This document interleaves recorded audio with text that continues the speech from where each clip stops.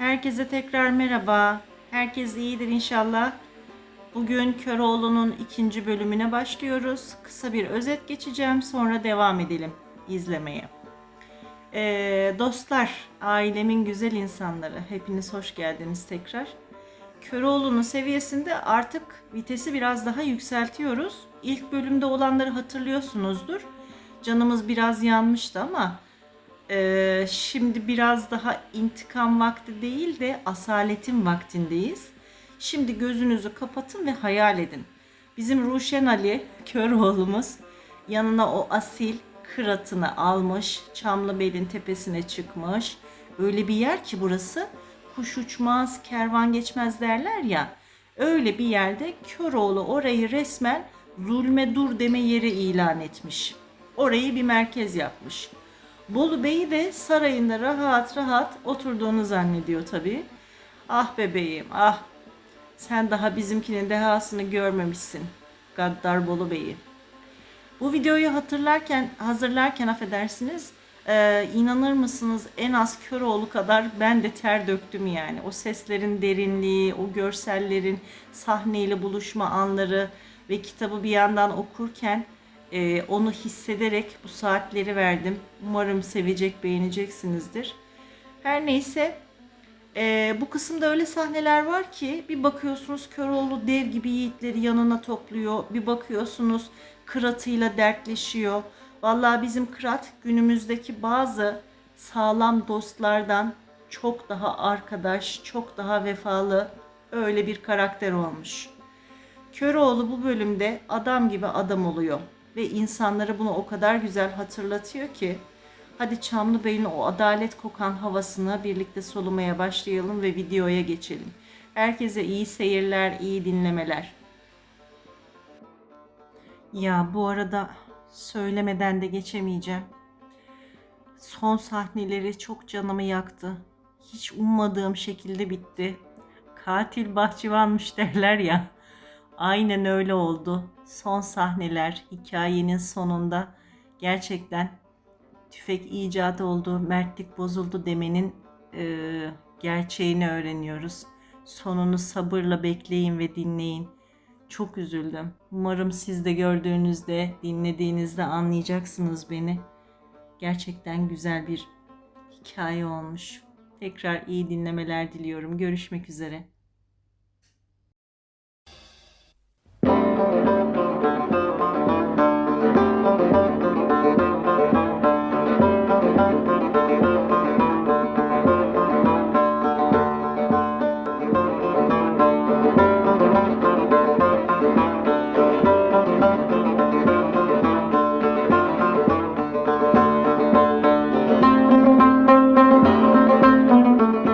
Köroğlu.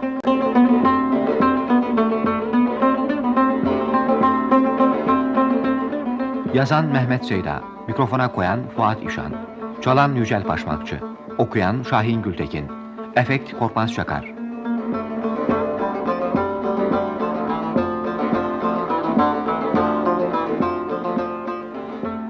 Bu bölümde oynayan sanatçılar: Destancı Sami Ayanoğlu, Bolu Bey'i Kani Kıpçak, Asker Kahraman Acahan, Köroğlu Fuat İşan, Çavuş Metin Çoban, askerler Sükan Kahraman, Şener Şen, Hikmet Eldek, Dizdar Hanım Fethiye Sezer, Demircioğlu Doğan Bavli, Şekerpare Candan Teksoy, Ayvaz Burçin Oraloğlu, Dellek Hasan Kemal Ergüvenç. Hey hey!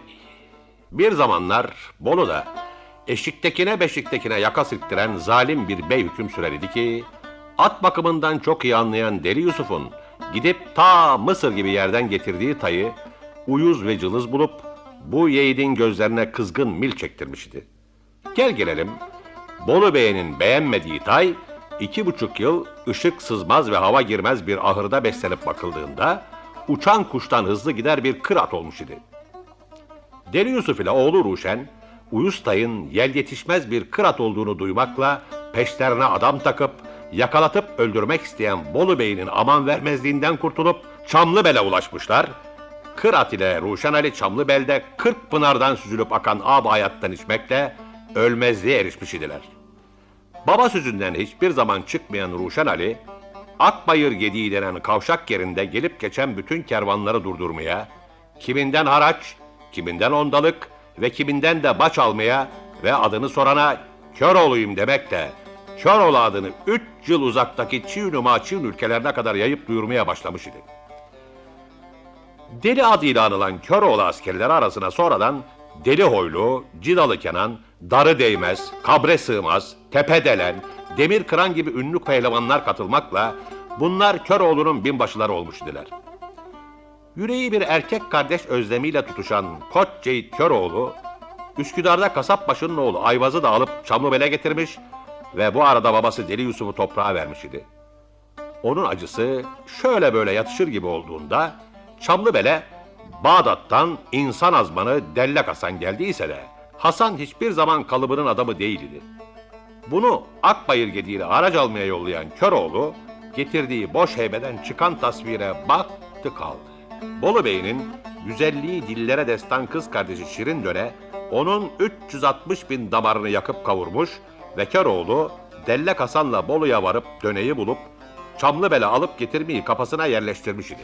Bin bir çeşit hileyle Döne'nin yanına varıp falına bakıp türküsünü söylediğinde Şirin Döne çok kızmış ve Köroğlu'nu bahçedeki susuz mahzene attırmış idi. Şimdi görelim bakalım Köroğlu bu mahzende neyler, kurtulmak için ne hileler düşünür kurar. Kızlar öte gün bizim dervişi salla sırt buraya attılardı. Bakayım daha yaşıyor mu? Hey! Derviş baba! Ne var? Vay, bu nasıl bir iştir? 12 kulaç derine attılar, seslenirim sesi gelir. Nasılsın derviş baba? İyisin ya! Öldürmeyen Allah öldürmez. Ve de bize bir şey olmamıştır. Yalnız şunu bilesin ki başımıza bu gelenler senin yüzündendir. Sözünü tutup Döne Hanım'a senin kısmetinde sarayın 1. kapıcısı yazar. Başka kimse yazmaz dedik, bu hallere düştük. Kaldırdı bizi buraya attırdı, kemiklerimizin çürümesi için. Hele bir gün meraklansın, gelsin eğilsin baksın, bizim de ona bir çift sözümüz olacak elbet. Aman derviş baba sen bilin. Her ne ki istersin yaparız. Bizi ele verme. Ocağımızı söndürme. Öyleyse bir şartım var. Nedir? Bize üzerinde dua edecek ve tesbih döndürecek bir pösteki ve de saray mutfağından her öğün yemek getir. Baş üstüne. Hepsi bu kadar mı? Bu kadarı yeter. İstediğinden iyi bir pöstekiyi şimdi getirip atarım. Yemek sinisini iple sarkıtırım. Dolusunu alır, boşunu korsun. Sen canının istediğini söyle. Her öğün içi pirinçle doldurulmuş kızarmış bir koyun. Bir lenger un, bir lenger tayin helvası. Ve de bir lenger harcı bol aşure. Bunları oturup sen yiyeceksin öyle mi? Sen kendin içeceksin. Ya burada bizden başkası var mı? Peki, peki. Bu boğazda bir dervişi akıl sır erdirmek güç. Ama ne diyelim? Geberinceye kadar hizmetine koşmaktan gayrı çaremiz yoktur.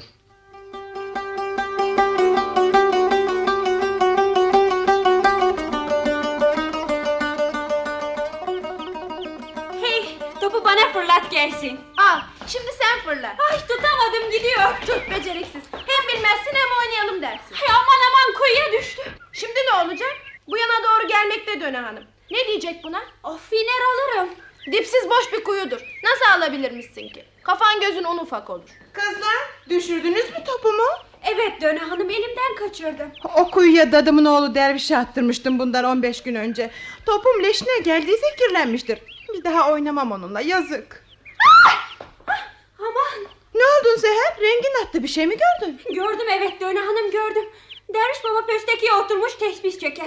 Yanı başında da kocaman bir yemek sinisi. Olabilecek şey değil sahi mi? Doğru der hanımım, siz de bakın. Sahiymiş. Hey derviş baba! Nedir orada senin yaptıkların?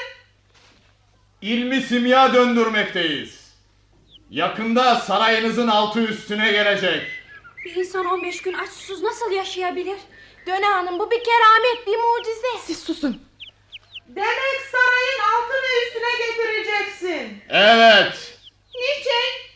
Beni buraya haksız attırdığın için. O yemekleri sana kimdir yollayan? Hiç kimse. Demek okumakla üflemekle yemek olabiliyor. Daha neler olacağı görülecektir. Tasları uzat buraya. Eğer ki yemekler bu saraydan yollanmadıysa gelir seni oradan alırım. Boyumuz o kadar uzun değildir. Aşağıya ip sarkıtıla. İp getirin kızlar. Şimdi hemen.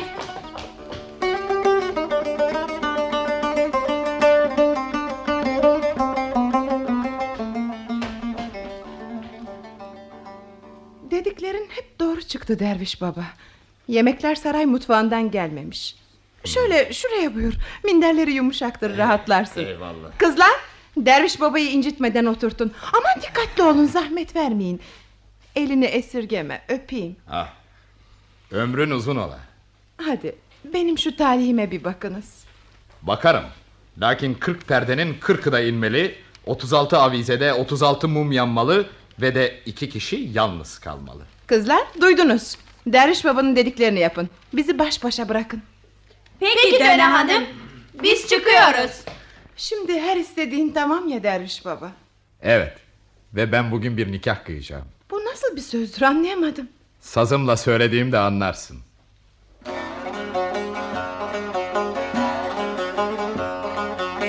Selam verdim selam almaz, selam verdim selam almaz, selamıma selam seni yar.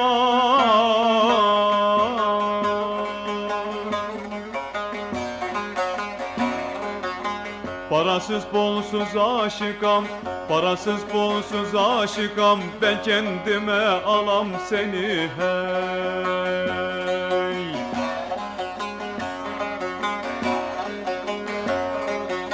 Nazlım salınıp gezersin, nazlım salınıp gezersin, dertli bağrımı ezersin yar.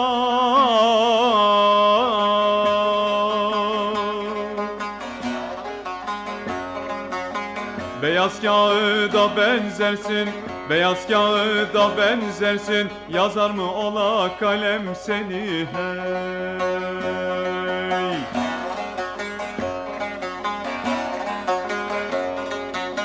Hazinem kapısını açam, hazinem kapısını açam, cümle malım dökem saçam yar.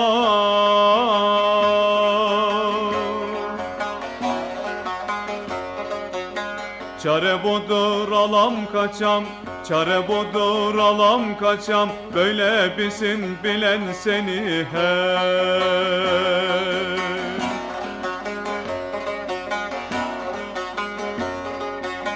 Gonca güller gibi harsın, gonca güller gibi harsın, bülbüller gibi de zarsın yar.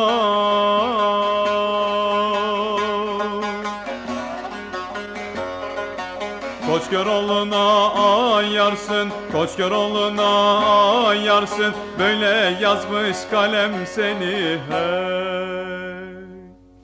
Derviş, anladığım bir şey vardır. Nedir? Beyitlerin hepsi alam seniyle bittiğine göre bu beyitler senindir ve de sen Köroğlu'sun. Bilemedin, en sonunda bildin. Bunu önceden bildirseydin başka türlü olurdu. Nasıl? Üstünden abanı, başından imameni, ayağından softa şalvarını çıkar, aslın gibi görün bana.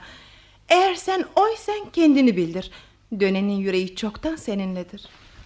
İşte çıkardık. Tamam, evet. Kıyafetin, kılığın tam Köroğlu. Şimdi berber çarpıp sakalları kestirmeli. Vakit dardır. 5 dakikaya kadar gidici olmalıyız. Anladım ve de kabul ettim. Ne ki beni nasıl kaçıracağını öğrenmek isterim. Kolumdan tutup yürü demeyeceksin ya. Yükte hafif, pahada ağır olan neyin varsa alırsın. Ben tekrar derviş kılığına girdiğimde sen de çarşaflanmış cariye kılığına girersin. Çıkarız, koca karının evine gideriz. Orada arkadaşım, atım ve silahım vardır. Onları da alıp hep birlikte yola düşeriz. Sence oldu ya, bence olmadı. Şehzadeler, beyzadeler, bezirganlar başını yerken meğer çatalı çürük bir kızmış demezler mi ardımdan? Köroğlu'nun ardına düşmüş gitmiş demezler mi? Derler. Doğrusun. Onun için başka plan kurmalı. Bak nasıl. Mevsim yazdır. Bu kızlarla Bolu dışındaki bir bahçede bulunuruz. Eğlenceler sırasındayken sen oraya gelir, beni bir bahaneyle çağırtır ve bileğimden kapıp zorla sürükleyerek saçlarımdan kavrar, atın terkisine atar, kaçırır götürürsün. İyidir, doğrudur. Dediğin gibi yapmalı. Şimdi giyeceklerinden, altınlarından sana yarayacakları bir hurç içine doldur. Bahşiş gibi bana ver, götüreyim. Oldu. 5 dakikada hazır ederim.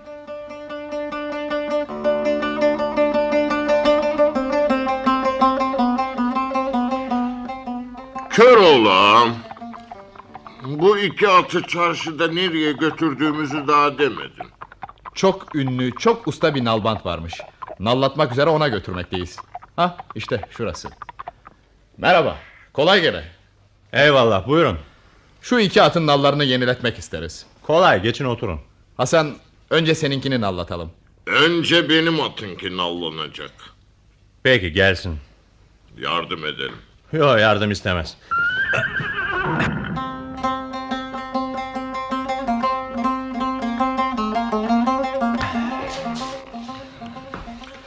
Eğer gördüklerim rüya ise dürtele ki uyanam kör oğlan. Koca bir hayvanı kucaklayıp tüy gibi yere yıkıp nal çakanı ilk defa görmekteyim. Dur bakalım, dur. Ben de. Bu oldu. Öbürü gelsin. Ne oldu nalbant başı? Duraladın biraz. Ağam, duraladım ki bu som altın nallar yerine takılacak aynı değerden nalı nerede bulurum diye düşünüyorum. Heh, şuraya eskiden koymuş idim. Hele bakayım şunlara.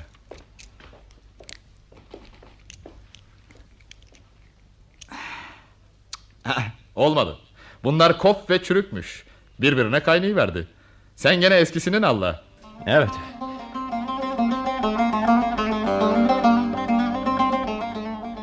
Tamam. Eline sağlık. Al. Emeğin karşılığı bir altın eder. Sağ ol, bereket versin.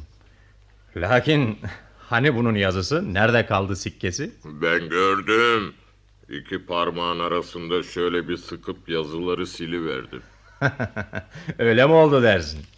Ben de derim ki yazısız altın para taşımak ancak Köroğlu'na vergidir. Hele hele. Adını bağışlar mısın? Ünümüz Demircioğlu'dur. Adımız Mustafa. Biz de sizi soralım. Kimsiniz? Kimlerdensiniz? Köroğlu'nun Bektaşilerindeniz. Ne dedin ağam?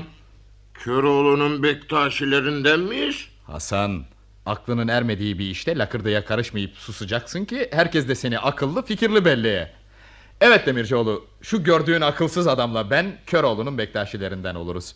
Hele Bolu'ya uğrayalım, seni de bir yol görelim deyip geldik. İstersen Çamlıbel'deki Köroğlu Kalesi'ne birlikte döneriz. Köroğlu'nun ünü cihanı tutmuş ve bizde merak uyandırmıştır. Olur, gideriz. Şimdi bizim biraz daha görülecek bir işimiz kalmıştır. Onu tamamlayalım da buluşur birbirimize kavuşuruz. Tamam mı? İyidir, tamamdır. Ben de yol hazırlığı göreyim. Kal sağlıcakla. Güle güle Bektaşi babalar. Tanrı işinizi rast getire.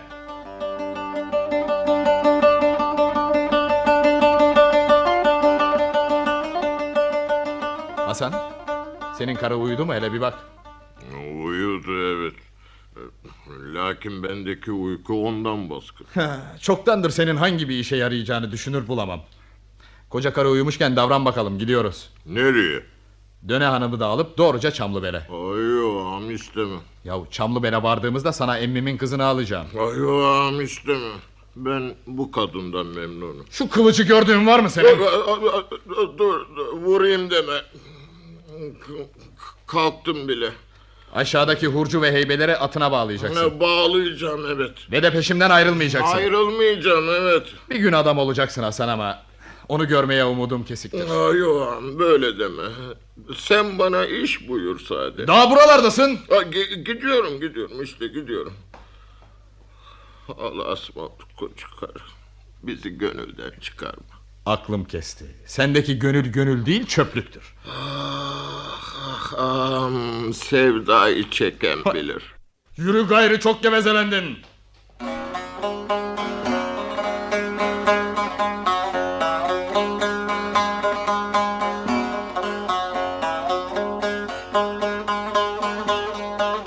Cevahir gibi bu bahçenin taşı, dallarında ötüşür bin bir kuşu.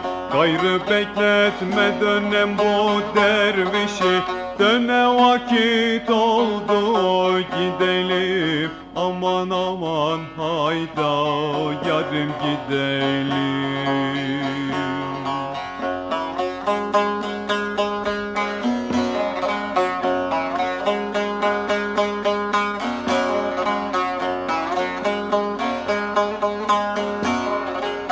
Döne bahçende kokuşuyor güller, gül dallarında ötüyor bülbüller. Koç Köroğlu bunları sana söyler. Döne vakit oldu gidelim. Aman aman hayda yarım gidelim. Kapıda sarhoşun biri ne dediğini bilmez. Evet Döne Hanım, yakışık almaz sözler eder. Gidip şunun terbiyesini vereyim. Biz de gelelim. Siz durun. Üzerinize çamur sıçramasın. Ben terbiyesini verir gelirim. Hey! Saz çalan sarhoş. Sen haddini bilmez misin? Yaklaş, daha yakına gel. Geldim. Al bakalım. Bu pabuç senin hakkın. Bu da altındaki atın. Al, al. Bolu Bey'in kız kardeşine dil uzatmak ne demekmiş öğren. Haydi! Yetişin kızlar. Adam beni kaçırıyor. Yetişin.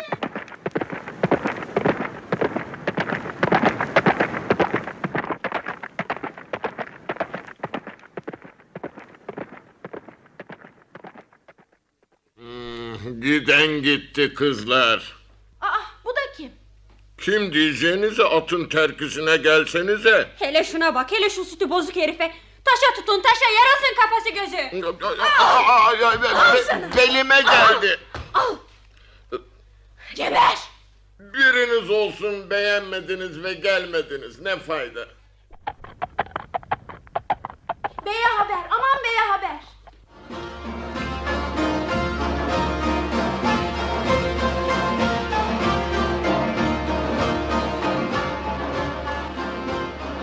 Köroğlu ardından yetişen Dellek Deli Hasan'la birlikte 5 saatlik yolu 1 saatte alıp kör bir pınar başına vardığında döneyi ve atı Hasan'a emanet edip geri döndü. Ve 300 atlısıyla tozu dumana katıp gelmekte olan Bolu Bey'ine bir dağlı çoban parçası kılığına girip yanlış yol verdi. Niyeti Bolu'ya dönüp ünlü bir saz ustasının çırağı olan Gül Ahmet'i kaçırmak, Demircioğlu'na "Hadi buyur gel" demekti. Sazcı ustasının dükkanı önüne atını sürüp çocuğa "Ustanı kaldır da şu sazıma bir sedef kalksın" dediğinde ustasının bu işe nazlandığını görüp şunları söyledi. "Koç körün oğluyum, Çamlıbel'i beklerim. Dolanıp gelirim, 7 kere yoklarım. Şimdi eğer kılıcınan seni haklarım. Bire köpek çabuk kayır benim sazımı." Bunu böyle duyduğunda aklı şalvarına dolanan usta hemen sazı onardı. Çocuğa verdi. Çocuk sazı uzattı. Köroğlu çocuğu kaptı yallah. Oradan Demircioğlu'na at sürdü. Adam gelmez denir idi. Köroğlu buna "Demircioğlu, insan ölmeli, sözünden dönmemeli" dedi. Demircioğlu da Bolu Bey'in ekmeğini yiyende ona şaşırtma vermiş, kız kardeşini alıp kaçmış birinin peşine takılmam doğru değildir. Ardımdan söz edilir. Siz şimdi gidin, ben sonra sizi bulurum dedi. Köroğlu bunun üzerine döneyle Hasan'ın yanına varmış ve Hasan'ın arkadan gelip yetişen 500 atlıyı göstermesiyle, gecenin bastırmasıyla Yumurta Dağı adlı küçük bir dağa sığınmış, bir mağaraya sokulmuş, ateşi de yaktırmış idi. 500 atlı geldi, Yumurta Dağı'nı çepeçevre sardı. Görelim bakalım bundan kurtuluş yolu var mıdır? Yedik içtik yiğitlerim, söyledik ettik ama şimdi sıra düşünmek sırasıdır. Kız kardeşim Şirin Döne Köroğlu elinde esirdir. Onu bu Çamlıbey soyguncusunun elinden kurtarmaya ne düşünür, ne dersiniz? Ne emrederseniz onu ederiz. Adamı dar gün için taşırlar. Bugün işte. Evet, dar günün birisidir. Dar günün birisi olduğunu bilirsiniz de daha susar mısınız? Beyim, susarlar çünkü kendilerine Döne Hanım'ı alıp getirdiklerinde ne verileceği daha söylenmemiştir. Doğru dersin Demircioğlu. Çarhacılar, dinleyin ve duyun. Buyruğum yerine geldikte armağanım büyüktür. Üçünüz 3 yerden atlarınıza binip mağaranın başına çıkarsınız. Kız kardeşim Şirin Döne Köroğlu'nu ölü ya da bağlı getirenindir. Öyleyse durmayalım arkadaşlar. Hemen yola çıkalım. Çıkalım elbet. Çıkalım ya, çıkalım. Döne hanım bir tanedir. Bizse 3 kişiyiz. Bunun çaresi? Bunun çaresi Köroğlu'nun üzerine tek tek varmaktır. Bolu Bey de böyle dedi. Yok, böyle dememiştir. Üçünüz 3 yerden mağaranın başına çıkarsınız demiştir. Sonunda bir kurnazlık gözetip üçümüz birden üstüne vardığımızda hangimizin öldürdüğü belli olmasın. Kendisi de birimizden birimize döneyi vermek zorunda kalmasın istemiştir. Arkadaş, anlaşıldı ki senin aklın bizden hızlı ve ileri çalışıyor. Biz bunu düşünemedik. Önden sen git. Arkadaş, sen bu işe razı mısın? Razıyım evet. Döne öyle bir lokmadır ki bahtı olanın kaşığına gelir. Başka türlü yenemez. Hadi bana eyvallah.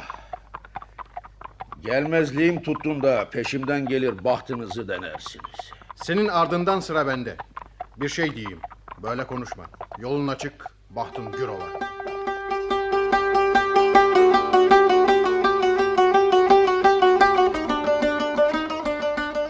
Ateşe bir iki dal daha at. Parlayansın Hasan. 2 kere kahve kaynattım. Ateşe durmadan dal attım. Bunun bir sonu olsa gerektir. Bunun sonu sabreylemek, sabaha beklemektir. Köroğlu, sabreyleyelim. Lakin sabahın gelebileceğinden ve onu görebileceğimizden kuşkum vardır. Senin neden kuşkun yoksa bir de onu söyle. Bu mağarada bu saz çırağı çocuk, sen, Döne hanım, ben kurtulup gün yüzü göremeyeceğimize hiç kuşkum yoktur. Bu nedir? Kişneyen at bizimkiler değildir. Hey Köroğlu! Ben geldim. Yiğit sen çık dışarı, boya şişelim. Eyvah ki nasıl? Bu gelen Azrail'dir. Bu ses de onun sesi, daha başkası olamaz. Eyvah. Korkma Gülahmet.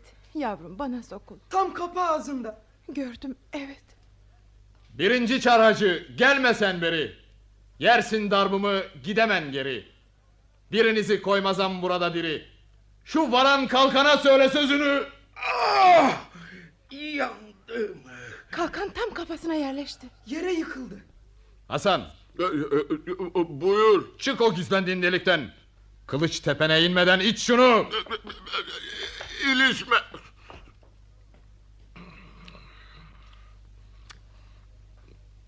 İçtim. Midem döndü. Dönmeli ki eğrisi doğrusuna gelmeli. Davran Köroğlu, yettim. Bu sefer işimiz tamam. İkinci çarhacı, ne durdun orada? Eğer ararsanız hasmınız burada. Benzersin yüreği 4 çatal kurda.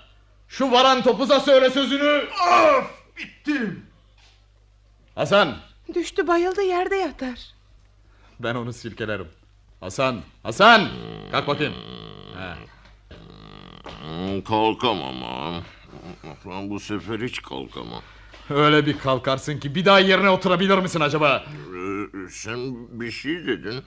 Sersemledin ya. Evet öyle. Bakalım sonu neye varır. Hadi, hadi. İç hadi.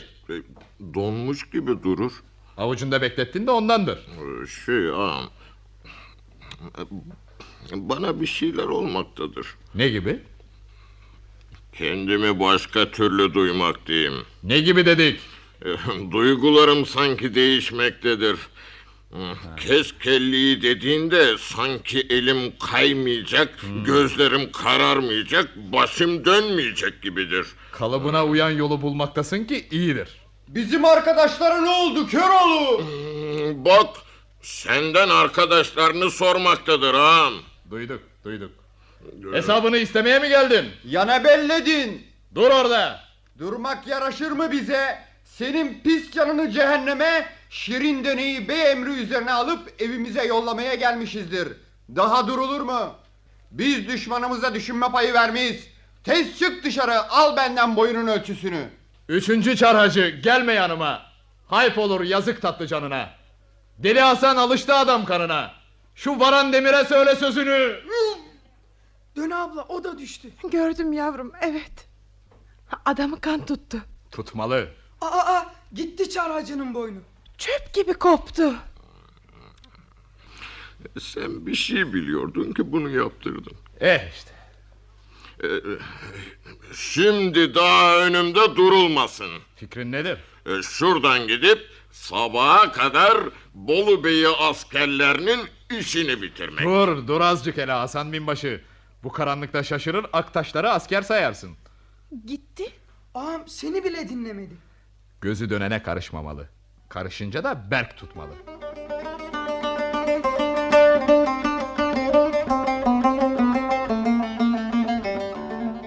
Köroğlu, kapında konuğum var, kabul eder misin? Vay, sen misin Demircioğlu? De buyur, gel içeri.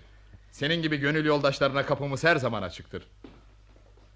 Beni buraya Bolu Bey yolladı. Hele otur anlatırsın. 3 çarhacının ne olduğunu merak eder. Ne olduğunu gördün ya. Evet. Gördüğün gibi anlatırsın. Evet. Daldın gittin. Sen bir şeyler düşünmektesin. İyi bildin, evet. Birer tas içip şu düşünceyi parlatalım ha. Sen bilirsin. İyi olur. Buyur. Eyvallah.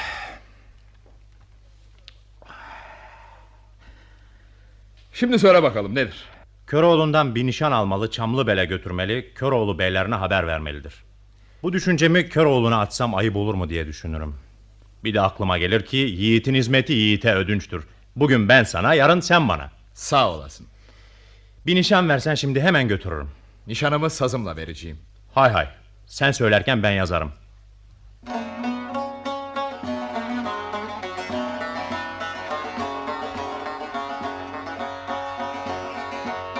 Hey hey efeler hey, benden selam olsun Hanoğlu hana. Şimdi oğlum Ayvaz yanımda gerek, kirman kılıçları kana boyana, hele boyanam. Şimdi oğlum Ayvaz yanımda gerek, yanımda gerek. Tamam ettin mi ağam? Tamamdır, evet. Yazdığın kağıdı ver, kendime ait olan mührü basayım. Mührü basasın ve sonra kağıdı dürüp büküp bir de ezip su ile içesin. Vay! Ne demektir bu? Cevap gelmelidir Demircioğlu. Hay cevabını vereyim. Mektubunda andığın gencecik bir delikanlı gelip bu cengi kazanacaksa benim onun ayağına gitmem gerekir mi? Seni hiçbir güçlük çıkarmadan buradan savuşturacak bir adam olduğumu düşünmedin mi ki küçük bir delikanlıyı çağırırsın? Benim gibi sen de boşuna öfkelenmişsin Demircioğlu. Hep aceleciliğimiz yüzünden birbirimizi kırmaktayız. Mektup sona ermemişti kardeş. Peki öyleyse. Kağıt kalem hazırdır.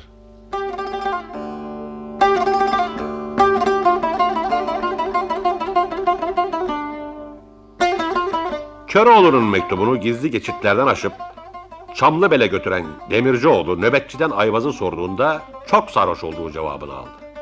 Beyleri sordu, onlar dahi sarhoştular. İşin yarına kalmazlığını söyleyip nöbetçiyi yanına alıp beylerin kışlasına doğru çıkmakta olan Demircioğlu, merdivenin ilk basamağında olan Ayvaz'ın odasına girdiğinde sırtında melezi gömlek, dizinde dizliği, başında pürdesek telli geceliğiyle Ayvaz yatmak üzereydi.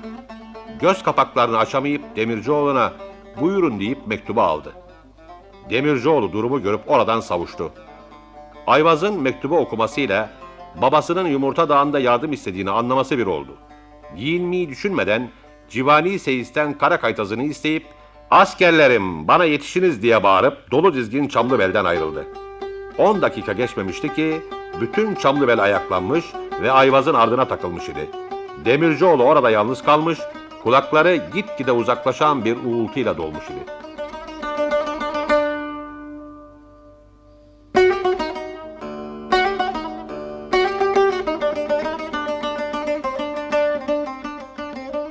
Hele Köroğlu, gel bak hele. Karşıda bir parıltı gördüm. Acaba kim ola? Geleni tanıdım. Gülahmet oğlum, atımı hazır et. Kim olduğunu söylemediniz.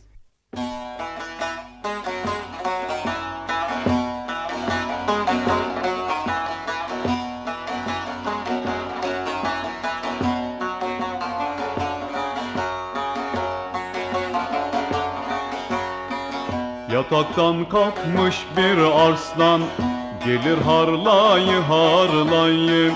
Buluttan çıkmış ay gibi, gelir şorlayı şorlayı, gelir şorlayı şorlayı.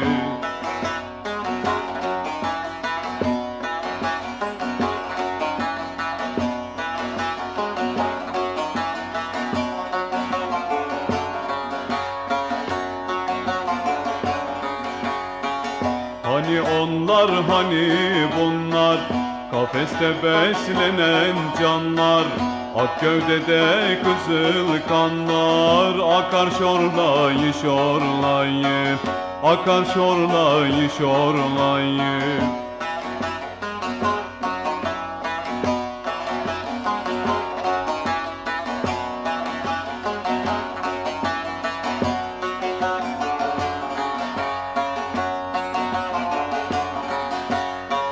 Dağdan dağa gürz atılır, asker askere katılır.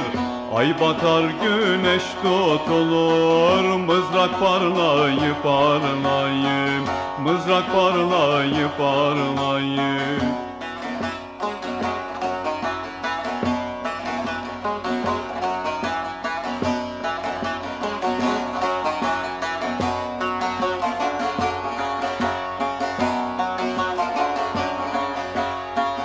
Kör oğlum bilir zatını, eder yiğidin metini. Kötüler altından atı verir ağlayı ağlayı, verir ağlayı ağlayı. Hazırım canım, yoluna kurban. Köroğlu acaba beni bu güzel delikanlı için mi kaçırdı? Köroğlu ağam acaba bu güzel kızı benim için mi kaçırdı? Döne, çıkar gömleğini. Çıkardım, buyurun. Al Ayvaz, giy. Yiğidin giyeceği gömlek yengesinin gömleğidir. Şimdi anladım. Gözlerini getir Ayvaz kardeşim, öpeyim. Sen de elini ver Döne bacı, öpeyim. Askerlerim, delilerim, yiğitlerim geliyor. Hele şükür geldiler. Ne zaman gelebilirler diyerek içim içime sığmazdı. Düşman ablukasını yarıp gelmişiz. Hazırız. Ne zamandır böyle cenge susamışız. Emret Köroğlu, varıp dağıtalım şunları. Taş üstünde baş üstünde koymayalım.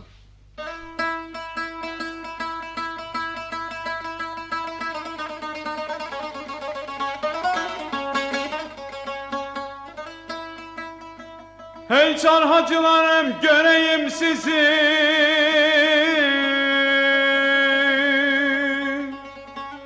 Geçmeli kan göre dizinizi.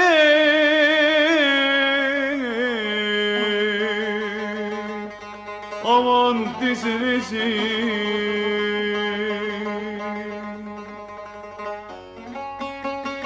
Tarihler yazacaktır isminizi.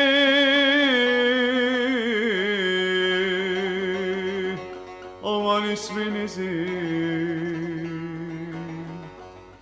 Er meydanından ayran gelsin.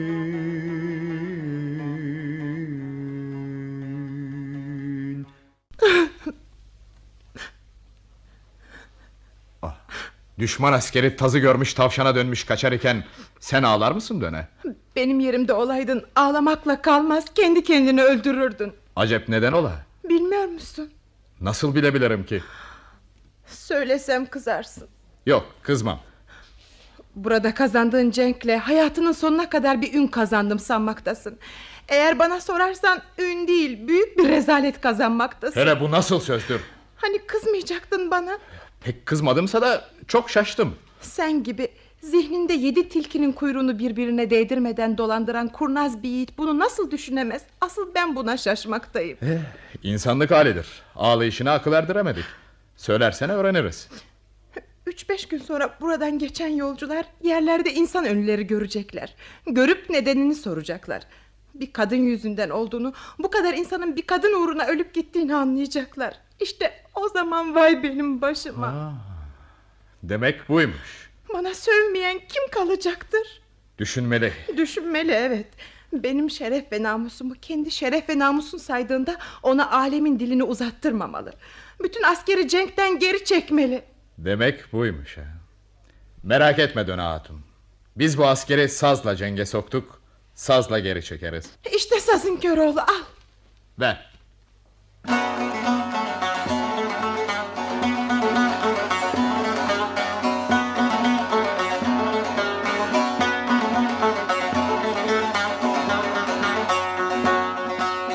İrayıdır beyler, irayıdır ağlar. Köroğlu askeri bir taraf olun. Dağlar taşlar dayanmaz döne sarına. Gelin bakın gözlerinin yaşına.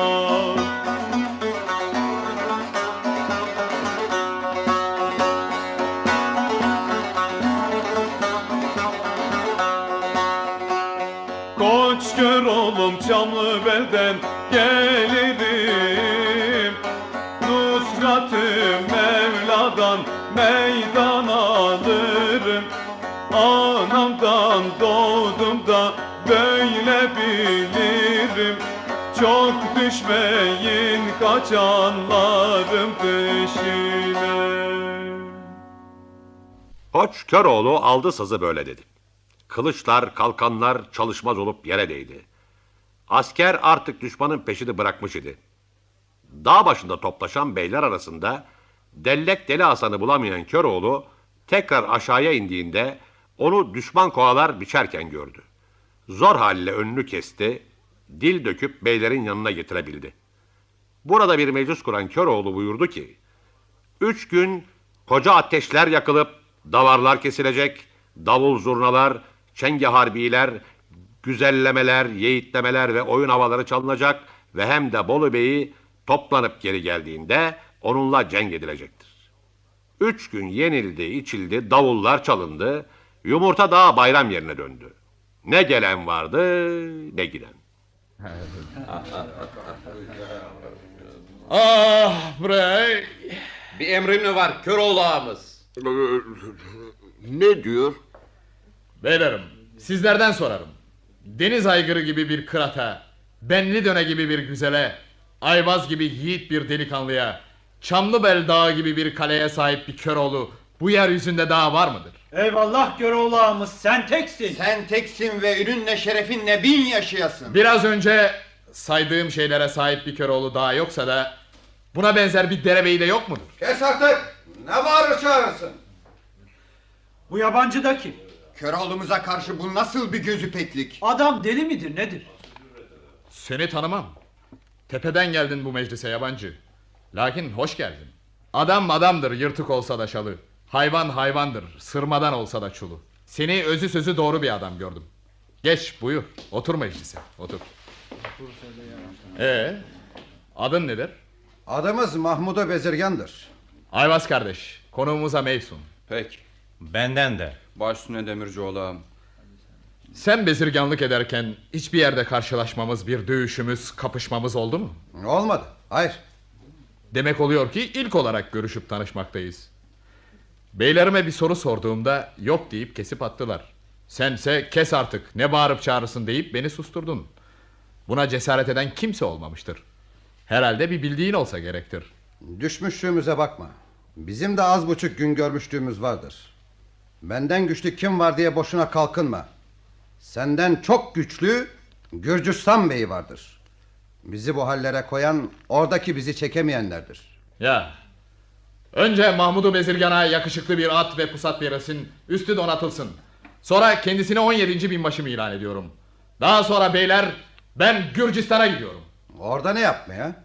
Kozumu paylaşmaya. Gürcistan deyip geçme. Sayısız güzelleri ve altına kadar sayısız askeri de vardır. Bunu da iyi söyledin Bezirgan. Kır atım meydana, sazım kucağıma gelsin. Atı çek, sazı ver Ayvaz. Sazı buyur ağam. Atınızı da meydana çekiyorum.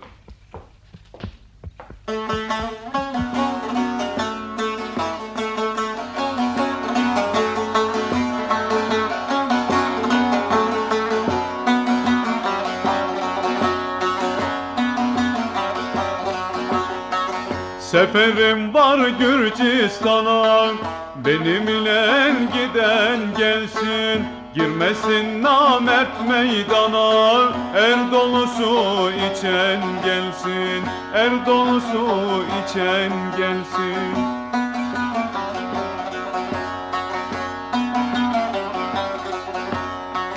Derin askerin hepisin, içinden seçin kötüsün. Gürcistan kala kapısın, bir Gürzinen açan gelsin, bir Gürzinen açan gelsin.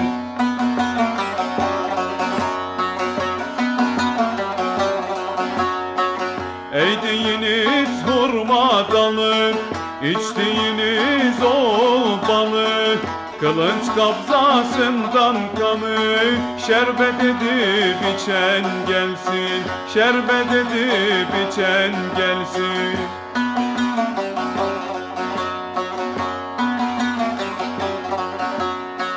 Dinlen yiğidin sözünü, bağlanın ağır gürzünü. Gürcistan güzel kızını terkisine çeken gelsin, terkisine çeken gelsin.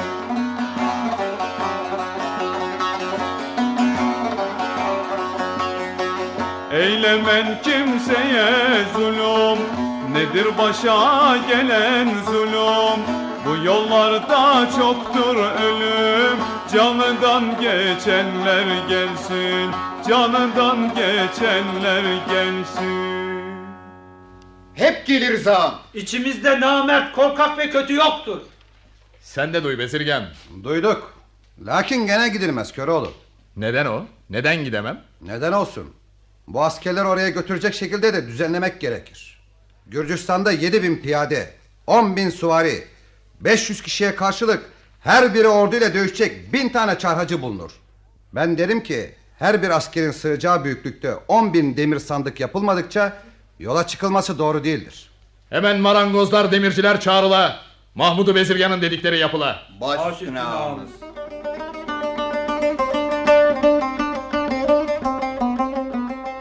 10.000 sandık hazırlanmış Bezirgan, gördüm. Lakin şu kestirdiğim bir yığın keçe ne işe yarar anlayamadım. Hiç merak etmeyesin. Bir gün bu keçeler de işe yarayacaktır. Peki, şimdi cevap gelsin.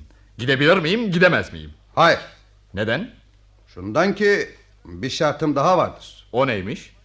Askerler sandıklara konuldukta, kervan yola çıktıkta, yolda her ne olursa olsun hiçbir askerin sandıktan çıkmayacağına dair bana söz verirsen şartımı söylerim.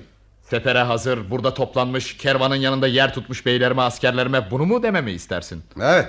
Demesem ne olur? Yola çıkılmaz. Ya, peki o halde. Bunu bir düzenle söyleyeyim. Askerlerim, yiğit benim deyende kaynayıp coşmamak gerek. Silkinip de Arap ata binende yorulup yerinden inmemek gerek. Yiğit benim deyende, oklarımız menzilleri döğende, kılıçlar da kalkanlara değende düşmana yan verip durmamak gerek. Köroğlu verir öğütler, eğerlensin arabatlar, sandığa giren yiğitler sandıktan çıkmamak gerek. İşittin ya Bezirgan. İşittim, evet. Şimdi sözün nedir? Gidebilir miyim, gidemez miyim? Gidemez, hayır. Bak buraya, fikrime Gürcistan'ı yerleştirdin, şart üstüne şart sıralarsın. Son şartın neyse onu söyle bitsin. Şudur. Köroğlu kıyafetini değiştirip bir bezirgan kıyafetine girersin. Ben Mahmud-u Bezirgan olurum, sen de ortağım olursun. Daha doğrusu Gürcistan'a girip de oradan geri dönünceye kadar ben ne dersem ona bağlanırsın. Biraz açıl şöyle. Deli Hoylu, Demircioğlu, siz yaklaşın bana. Buyur ağam. Buyurun. Ben bu adamdan kuşkulandım. Sakın bütün bunlar bizi çürütecek birer tuzak olmaya. Yok ağam. Mahmud-u Bezirgan sözüne güvenilir kimsedir. Demek tuzak olamaz dersin Demircioğlu. Öyle derim, evet. Mahmud-u Bezirgan, gel. Bu son şartı da kabul ettim. Ettinse de bir şey eksiktir. Sözlerini tepelemeyeceğine, emrimden çıkmayacağına dair şurada Demircioğlu ile Deli Hoylu'nun önünde bana bir senet imzalayıp vereceksin. Getir onu da yapalım.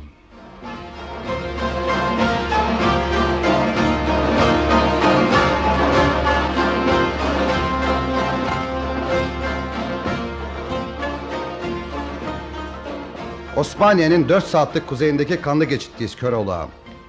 Önünde konakladığımız köyün adı da Hasanbeyli'dir. Şimdi köyden Hasan Bey'le konuşmaktan gelirim. 500 altın geçit baçı ister. Ne? Erzurum'dan Akdeniz'e bana baç veren başka birine bir daha baç vermezken ben kalkıp Hasan Bey dediğin uğruya 500 altın baç vereceğim ha? Yanıldım bunda Mahmud-u Bezirgan. Yo yanılmış değilim. Az çok bir para verip gürültü etmeyip Gürcistan'a sessizden varabilmek için başka çare yoktur. Hem de bu Hasan Bey senin Köroğlu olduğunu nereden bilsin? Seni bir bezirgan, beni de ortağım beller. Öyleyse ben gider ona bir görünürüm.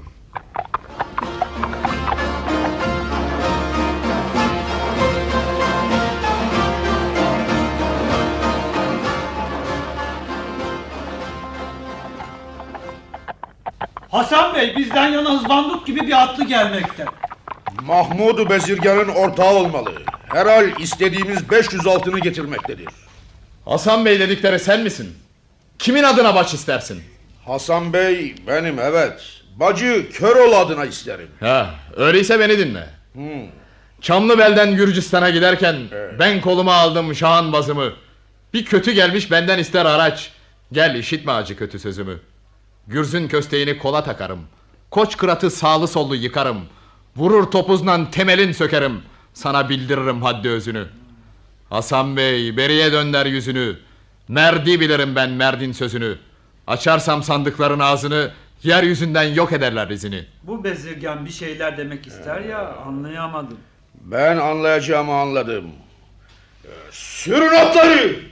Dağılın!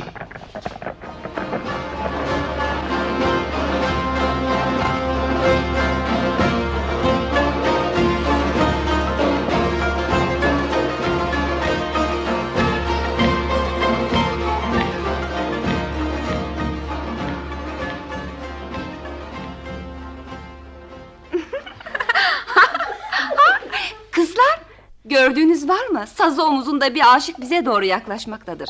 Yüz vermeyelim şuna. Konuşacaksa birimiz konuşsun. Olur Aşo, dediğin gibi edelim. Yüzleriniz bahtınızla birlikte ak ola. Bu köyün adı Dilsiz Kızlar Köyü mü ola? Hayır, Harmandalı köyüdür. Dinleyin öyleyse. Harmandalı bayırına, at çekerler çayırına. Ana babanız hayrına bir su verin içem kızlar. Harmandalı bayır olmaz. At çakılır çayır olmaz. Güzel kızda hayır olmaz. Gel aşık suyun iç elden. Pınar başında duran kız, yüze yağlık bürüyen kız, susayana su veren kız. Susadım, su ver içeyim. Pınar başında dururum. Yüzüme yağlık bürürüm. Susayana su veririm. İn aşık suyun iç pınardan. Hastayım, attan inemem. İnersem geri binemem. Güzeli gördüm dönemem. Güzel bir su ver içeyim. Babamın adı Ali'dir. Bağda değirmen yürüdür. Seni domuzlukta çürüdür. İn aşık suyun iç elinden. Veren de sağ olsun, vermeyen de. Bir başka köye vardığımda Harmandalı köyünün kızları kimseye hayretmez derim ya, siz ona bakın. Dur Aşık, kusura bakma. Biz seni Aşo ile çakıştırmak için yaptık böyle. Al sana bir helke su, bir helke de güzel atına. Sağ ol. Seherden 5 güzel gördüm. Biri al giymiş, biri mavili. Al giyene çok yalvardım. İlle mavili, mavili. Biri şeker, biri baldır. Birisi saracak maldır. Birisin giydiği aldır. İlle mavili, mavili. Sarı giyen saç düşürür. Morlu eteğin devşirir. Al giyen aklım şaşırtır. İlle mavili, mavili. Bezirganda der övdüğüm, yoluna kurban olduğum, yitirip tezce bulduğum, ille mavili, mavili. Kusura bakma Aşık, biz eksik hayaliz. Üzerimizde para taşımak köyden değildir. Şu karşıda gördüğün çadır bizimdir. Akşam oraya buyurursun. Yok kız, sizin çadır köyün göbeğinde. O dolar bu dolar bize sürüyle iş çıkar. İyisi mi bizim çadıra geldiğinde. Çadır uzak sapa yere düştüğünden hep biz bize kalırız. Sen akşam bize gel aşık. Peki kızlar, akşam orada gözleyin yolumu.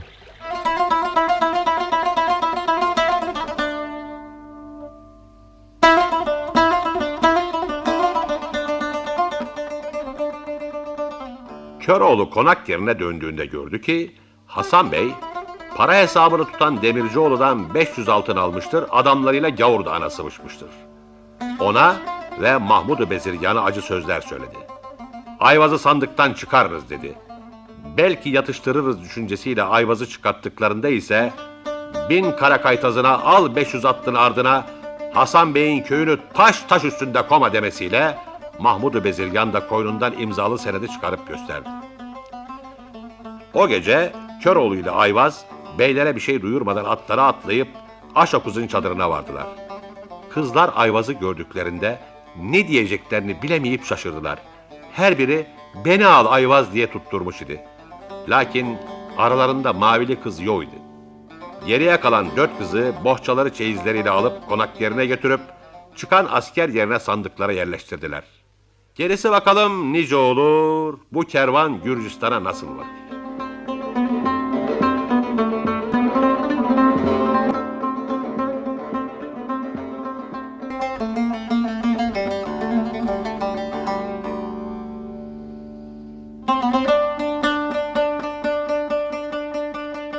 Önümüzde düz kervan yolu uzanırken bu sapa yola neden kıvrılırız Mahmud-u Bezirgan? Kıvrılırız ki önümüze daha başka Hasan Beyler çıkmaya, çıkıp da baç ve haraç istemeye. Bu aklını beğendim. Şimdi söyle gelsin. Gürcistan kalesini yarıp da içeri girmek üzere düşündüğün tedbir nedir? Gürcistan kalesi yarılacak değildir. Ona gizliden sızılacaktır. Kervana dur deyip bu Kırkpınar yaylasına konaklayalım. Zaten 6 saatlik bir yol kalmıştır.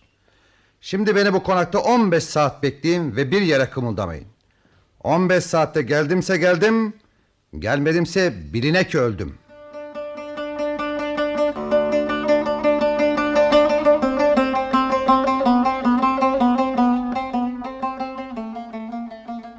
Buyurun Mahmud-u Bezirgan. Şahımıza haber verilmiştir. Sizi bekler. 50.000 Gürcü yiğitin başbuğu, yüce şahı. Saygıyla selamlarım. Hoş geldin Mahmud Bezirgan. Seni nicedir sarayımızda göremez olmuş, birkaç tüccara sormuş, ne olduğundan hiç haberimiz yoktur karşılığını almış idik. Geç şuraya otur ki yüzünü görelim. Ben de zatınızı ve Gürcistan'ı çok özlemişimdir. Lakin ticaret hayatı çetindir şahım. İnsan kısmı yaprak gibi para kokusunun geldiği yere düşer. İstanbul'dayken büyük sermaye sahibi bir bezirganla tanıştık. Gümüş, sırma ve daha buna benzer birçok ağır bezirgan malları alıp Hindistan'a götürüp orada onları satıp daha güzellerini yükleyip şimdi buraya geldik. Ortağım bezirganın kabasıdır. İnsanlıktan nasibi almamıştır. Ben size bir hizmet olması, sarayınızın altın ve gümüşle dolması için bu bezirganı ortadan kaldıralım. Satıştan gelecek parayı yarı yarıya bölüşelim diyecektim. Kötü bir teklifle gelmemişsin Mahmud-u Bezirgan. Ama bu nasıl olabilir? Şu anda kervan Kırkpınar'ın başında mola vermiştir. Şehrimizde ise 3 kat üzerine kurulmuş 5000 odası, çok geniş bir avlusu, 10 atlının rahat geçeceği kadar geniş kapısı olan Bolat Hanı vardır ki başvezire tarafınızdan buyuruldukta hanın anahtarı bana teslim edildikte bu iş gayet kolaydır. Hey! Kim var orada? Ben varım. Nöbet tutarım şahım. Nöbeti başkasına bırakacaksın. Başvezire koşacaksın. Bolat Hanı'nın anahtarını isteyip alıp boşaltılmasını sağladıktan sonra bu gördüğün Mahmud-u Bezirgan'a vereceksin. Sallanma, tez ol.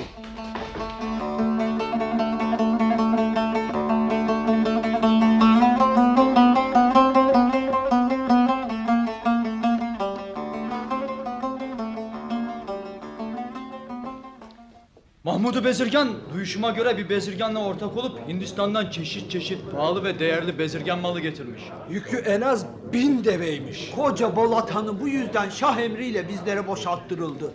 Ortalık alt üst oldu, kıyamet yakındır. Malı 30 gün sonra piyasaya çıkaracakmış. Kimse bizden mal istemez almaz oldu. Top atmamız yakındır. Acaba bizlerden böyle öcünü mü alır ki vaktiyle el birliği edip biz ona top attırmış idik? Saraya varmalı, şah ile konuşmalı. Gidildi lakin şah bizden kimseyi kabul etmedi. Yandık ki nasıl?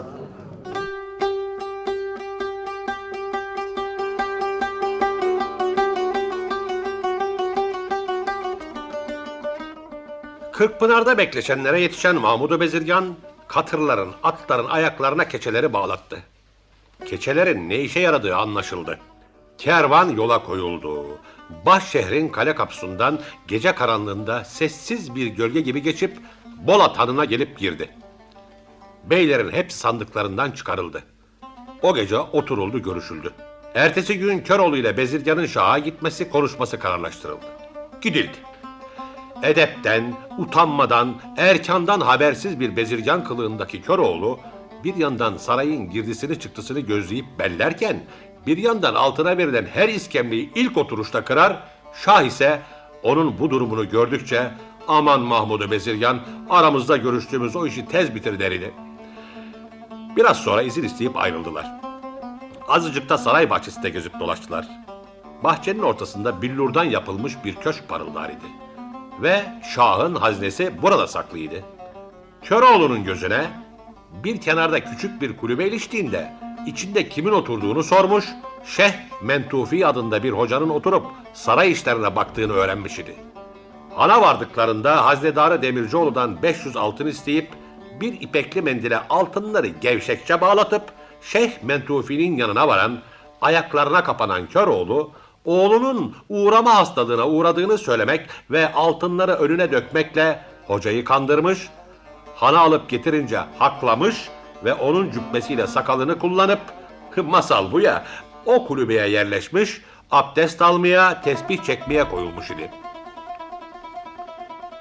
Saray haznesinin önemli bir kısmı bu kulübedeydi.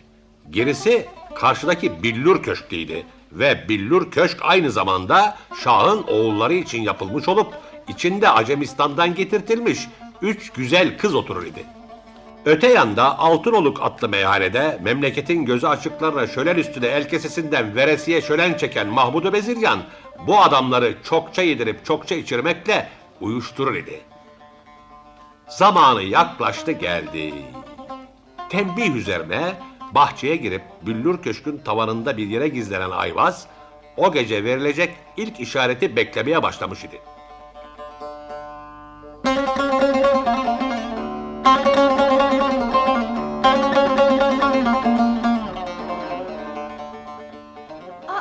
Şeyh Baba havuz başında abdest alır. Hayrola Şeyh Baba, birkaç gündür ortalıkta bahçede görünmez idin. Sormayın kızlar, başıma bir iş geldi. Hüddamı çağırmaya savaşırım. Hüddam ne demektir ki şeyhim? Bir perinin adıdır. Tesbih çevirme hüneriyle ol periye emrederim. Hindistan'dan çocuğu alırlar, yum gözünü aç gözünü diyerek oğlumu bir lahzada bana getirirler. Şekerpare bacımız biraz hasta olup odasında yatmaktadır. Şeyh Baba, sen bu hünerini hem ona hem bize göstersen nasıl olur? Kızcağız hasta demek. O da görmekle eğlenmiş, oyalanmış olur. Açın köşkün kapısını, çıkalım odasına.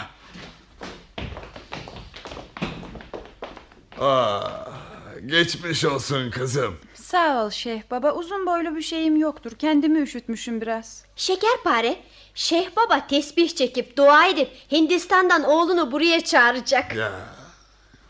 Sahi mi? Çok merak ettim. Ne olur Şeyh Baba, esirgeme, ben de göreyim. Esirgemeyiz, hayır esirgemeyiz. Biz sizleri severiz.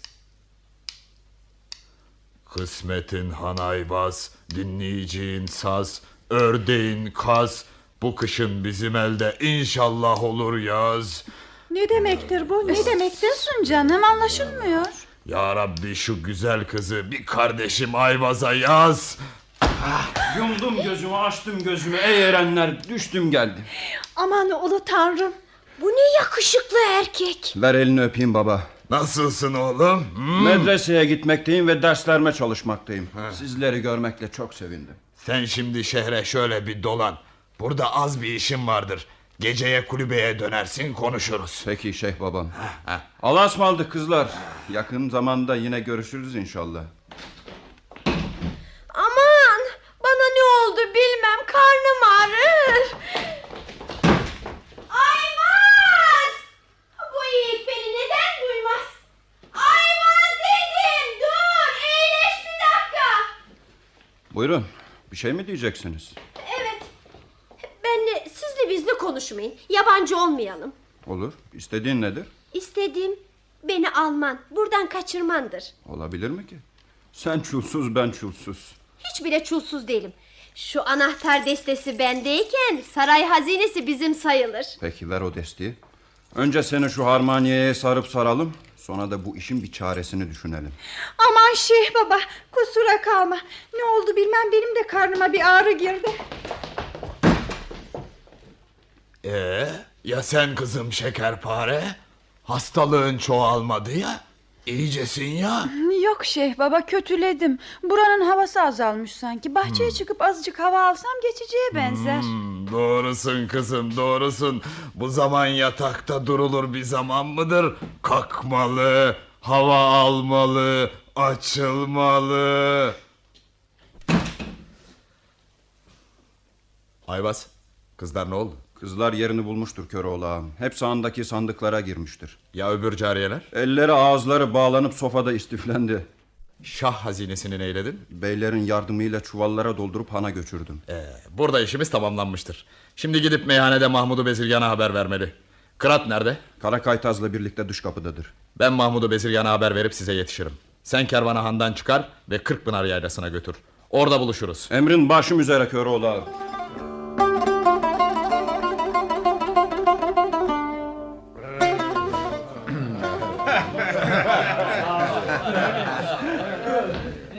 Mahmud ağam dinle beni. Bir iş geldi başımıza. İşimiz bitti, gidelim. Düşman düşer peşimize. Çekildi dengin şeridi. Yürekte yağım eridi. Beyler sandıkta çürüdü. Kalk gidelim işimize.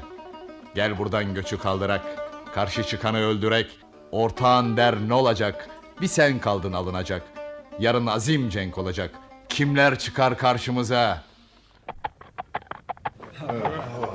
Hele Şerif ne der, duydunuz mu ağalar? Duyduk zaten. Terbiyesi kıtım biridir, ağır sözler etti. Varıp ense kökünden yakalayayım, size sövmenin hesabını sorayım. Sonra geldiğimde meclisimizi, sohbetimizi sürdürürüz. Hey buraya bak. Buyur ağam, emredin. 20 günlük hesap ne tuttu? Çok bir şey değil, 20.000 altın. Onu bir yana yaz. Sonra bugün bu arkadaşlara benden 2000 altınlık daha ikram et. Onu da bir yana yaz. Ben gelir hepsini temizlerim. Hay hay ağam, baş üstüne. Güle güle gidin, gene buyurun. Siz gibi müşteri olsun, biz dara düşmeyiz. Sayenizde çok şenlikli günler geçmiştir ve de geçecektir. Kesenize bereket. Bak bunu iyi bildin ve iyi söyledin meyhaneci. Atım gelsin.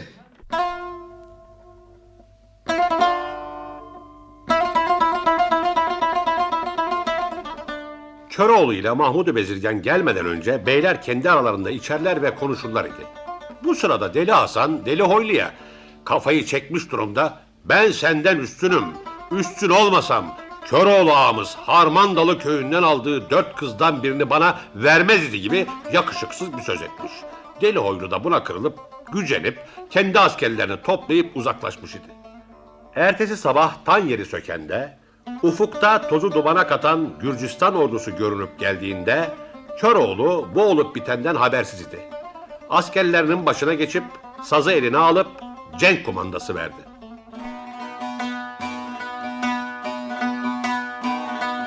Cepken sallayıp da tek tek basanlar, yanlarına eğri kılıç asanlar, 4 evli bir köyde kelle kesenler, işte bu meydanda kesmeyli beyler.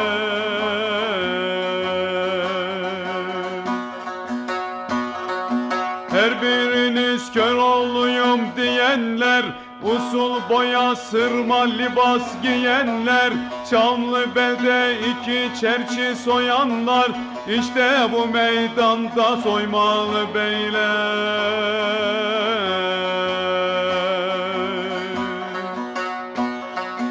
Yarın beyler bu meydanı açmalı, meydana ganimetleri saçmalı, koç yiğitler serlerinden geçmeli, işte size meydan geçmeli beyler.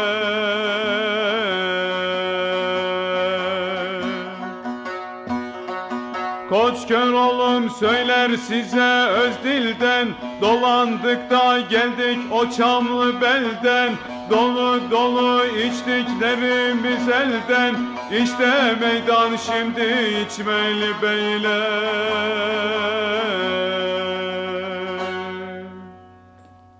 Şafak vakti kanlı savaş başladı. İki tarafın askerleri birbirleriyle boğuşmaya durdular. Kestiler, doğradılar, uçurdular, vurdular.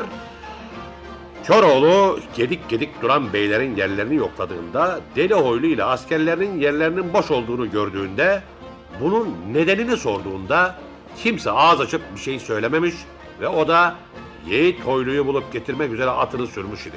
Hoylu'yu 2 konak ötede kendi adamlarıyla ve gayet kırgın bir şekilde içerken buldu. Sebebini sordu. Aldı Köroğlu. Hoylum kalksana yerinden. Çek o kılıcı belinden. Al beni düşman elinden. Hoylum bu meydandır meydan. Hoylu aldı. Hoylu hiç kalkmaz yerinden. Çekmez kılıncı belinden. Almaz seni düşman elinden. Dövüş bilmez, cana kıymaz. Orada söyleştiler. Sonunda Köroğlu'nun ben burada bozulursam bütün dünyada duyulur. Hem de bunun nedeni senin beni bırakıp kaçman olur demesiyle Hoylu dayanamayıp atına sıçradı. Şartım o ki bu cengi yalnız başıma yapacağım. Orada kazanılacak kavgaya öbür beyleri ortak eylemem deyip askerleriyle at koşturup düşman saflarına aç kurt gibi daldı. Hepsini çıktıkları kale ağzına götürdü sürdü. Kaçanı bıraktı kaçsın, kalanı kılıçtan geçirdi. Kaleye doğru o hızla dayanıp gelen Hoylu'nun atı belini alamayarak hemen ön ayaklarını kapının zincir kemerine geçirmiş, orada asılı gibi kalmıştı. Köroğlu ardından cellat köse boğası yolladı. Bak dedi, kendini övende kes kellesini, beni övende bırak yakasını. Bütün beyler ve askerler böyle bir hata yanlış işlenmemesi için hep birlikte dua ederlerdi. Neyse ki Deli Hoylu şöyle söyledi. Çizmeyi tek tek basanlar, kılıcı yandan atsanlar, Köroğlu'na ken kesenler, gelin meydan dövüşelim. Köroğlu geldi, onu kurtardı ve de alnından öptü. Askerler kaleden çekilip düşmanın yeniden gelmesini bekledilerse de Gürcistan'da Çamlıbel yiğitleriyle dövüşebilecek er ve yiğit kalmamış idi. Kale kapısı ambar kapısı gibi açılmış, son kırgını ve bozgunu beklerdi. Ama alacağını alan, vereceğini veren Köroğlu bu savaşı yeter görüp Mahmud-u Bezirgan'a şöyle bir bakıp Çamlıbel'in dönüş yolunu tutmuş idi. Gel gelelim kader insana bir yazboz tahtası vermiş idi. Dönüşünde Köroğlu'nun arası beylerle açıldı. La Tangır ve La Mangır kimseye baş vermeyen Zor Bezirgan adlı biri yüzünden çıkan bu anlaşmazlıktan sonra beylerin hepsi askerlerini de alıp Çamlıbey'den çıktılar gittiler. Köroğlu'suz kalan beylerin başlarına olmadık işler açılmış iken Çamlıbel Kalesi'nde beyler için duran kızların 46'sından 23'ünü erkek kılığına sokup eski meclisi sürdürmek isteyen Köroğlu'nun başına da sarhoş olup bir dervişi kovalarken başka bir iş gelmiş, Bolu Bey'in eline tutsak düşmüş idi. Şimdi görelim bakalım bu işlerin sonu ne olur. Hey hey!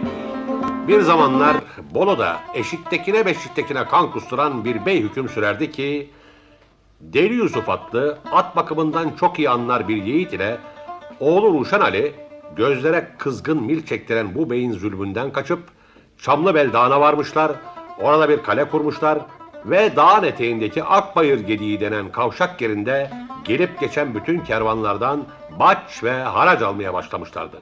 Köroğlu delileri ya da beyleri denen bu yiğitler son defa Köroğlu ile birlikte Gürcistan seferine gidip oradan 3 acem güzeli kız ile bütün saray haznesini alıp Çamlıbel'e getirdikten sonra Zor Bezirgan adlı o zamana kadar La Tangır ve La Mangır kimseye baç ve haraç vermemiş olan bir yiğitle karşılaşan Köroğlu için eğer Köroğlu yolda bir hileyle bu yiğidi öldürürse biz de toplaşır onu öldürürüz diye kendi aralarında kavilleşmişler idi. Dellek Deli Hasan bunu Köroğlu'na açıkça bildirdiğinde Köroğlu küplere bindi. Gidin kalemden daha görmesin bu gözlerim sizi demekle beyler tıpış tıpış kaleden çıkıp gitmişler idi.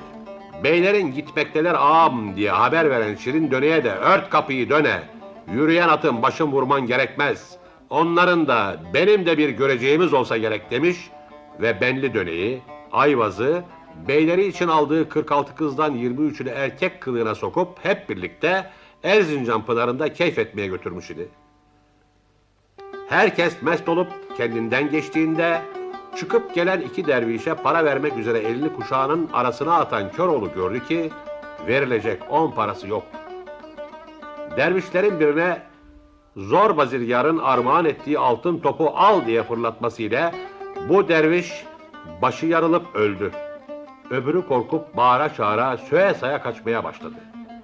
Köroğlu kovalar o kaçarken hem sarhoş olan hem de üzerinde silah olarak bir demir parçası bile bulunmayan Köroğlu Bolu'ya yakın bir ovada bir kayanın yanı başına düşüp sızmış kalmış ve derviş de ileriden gelen atlı Bolu Bey askerlerini görüp habere onlara yetiştirmiş idi.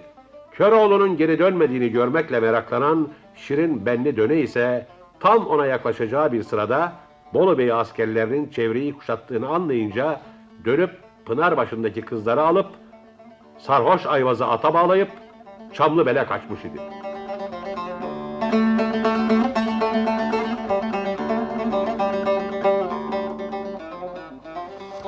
Aksakallı derviş herhalde size yalan söylememiştir.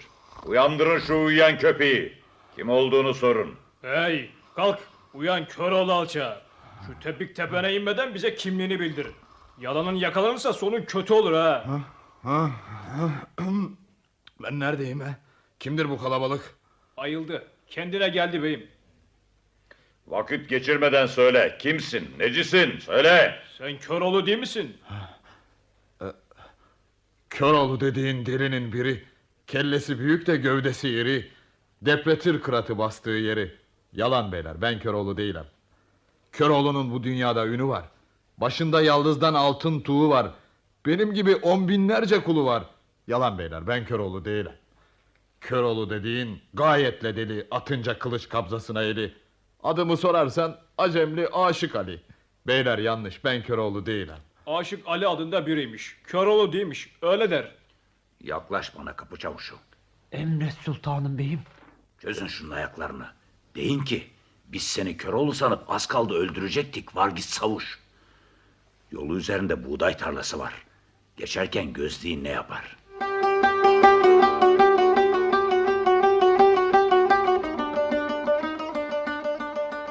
Gördüğünüz gibi buğdayı arpayı çiğnemeden geçmeye uğraşır. Doğruysa eğer fakir fukaraya olduğu kadar arpaya buğdaya da çok acır. Ezemezmiş. Öyleyse bu herif Köroğlu'nun ta kendisi. Askerler kaçırmayın. Yakalayın şunu. Tuttuk beyim. Yakaladık. Ellerini ayaklarını sıkıca bağlarız. Hemen götürüle. Kızım Dizdar Hanım'ın sarayındaki has bahçenin gizli zindanına atıla. Orada 30 gün aç ve susuz bırakılıp inletile. 30 günün bitiminde de 3 ayaklı kurulup asılarak öldürüle. Şehirde tellal gezdirilip bağırtıla. Köroğlu'nun yakalandığını duyup da bunu her kim ki başkasına söyler, söylediğinde başı cellada vurdurula ve bütün malı mülkü beyliğimize kaydedile.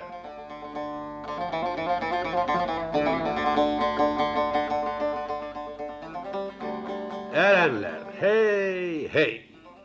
Biz Köroğlu'nu atıldığı taş ve soğuk zindanda bırakalım, Çamlıbel beylerine bakalım. Bolu şehri beylerce kuşatıldı ve zamanın dolması beklenildi. Aşık İsa Bali kılığına giren Demircioğlu ise şehrin selamet bir kapısından içeri girmiş, bir handa konaklamış, kahvelerde saz çalıp ağız araştırır, Köroğlu'nun nerelerde olduğunu soruşturur idi. Bolu Bey'i Ahmedi Şerif ile kardeşi Mustafa Paşa bir gün kahvede kalabalık görüp yaklaştılar. Aşığı dinlediler, beğendiler, saraya alıp getirdiler. İsa Bali kılığındaki Demircioğlu çalıp söylerken perdenin gerisinde onu dinleyen Bolu Bey'in kızı Dizdar Hanım aşığın sesine ve yüzüne vurulmuş idi. Babasına bir pusta yollayıp İsa Bali'nin biraz da kendi sarayında çalmasını istedi. Aslında vaktiyle Bolu'da nalbant ustalığı yapan Demircioğlu'nun tasvirini başyastığının altında saklar idi ki bu adam da tıpkı ona benziyordu. Bolu Bey'inden izin çıktı. Dizdar Hanım ile Demircioğlu sarayın bir odasında karşı karşıya geldiler. İsa Bali daha önce sazı ile Köroğlu'nu övdüğü için Dizdar Hanım onun başına bir dert açılmasından korkar idi. Şimdi görelim bakalım ne söyleşir ne derler. Yüce dağ başından yağmur gelir, kar gelir. Anamdan babamdan bu iş bana ar gelir. Seni tutup öldürürler, bana zor gelir. Yandım İsa Balim, kalk git bu ellerden. Yüce dağ başından yağmur gelsin, kar gelsin. Anandan hem de babandan sana ar gelsin. Öldürsünler beni burada, sana zor gelsin. Yandı İsa Bali, ölür gitmez bu yerden. Ben de senin gitmeni zaten istememekteyim. Ve de seni yıllardan beri tasvirini baş yastığımın altında gizlediğim Demircioğlu'na benzetmekteyim. Dile benden ne dilersen. Elimden ve gücümden gelirse uğruna yapamayacağım hiçbir iş yoktur. Geçen gece bir düş ve düşümde bir derviş görmüş idim. Bana Dizdar Hanım'ın has bahçesindeki zindanda bir Adıyaman vardır. Ona yiyecek ve içecek vermelidir, büyük sevaba girmelidir demiş idi. Böyle biri var ise ondan ve benden yardımını esirgeme. Daha başka şey istemem. Ey benim sevdiğim, sevdiğimi gizlemediğim canım efendim. Düşüne giren derviş doğruyu bilmiş. Babam yasakladığından adını diyemeyeceğim bu zavallıya istediğin gibi içecek ve yiyecek götürmekte serbestsin. Şurada boynun vurulmasına az bir gün kalmıştır. Ben cariyeme söylerim, zindancı başıyla adamlarını oyalatırım.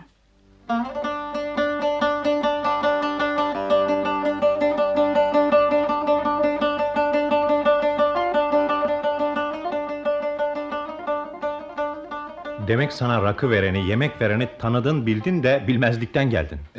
Tedbirde kusur etmemek gerek Demircioğlu. Olan olmuş, geçen geçmiştir. Sen buralara nasıl gelebildiğini bana sonra anlatırsın. Benim çektiklerimin anlatılması ise çok uzun sürer. Her şey hazır mıdır? Hazırdır, evet Köroğlu. Beyler Bolu şehrini kuşatmış olup benden işaret beklerler. Kıratını, kılıcını, sazını getirmiş idim.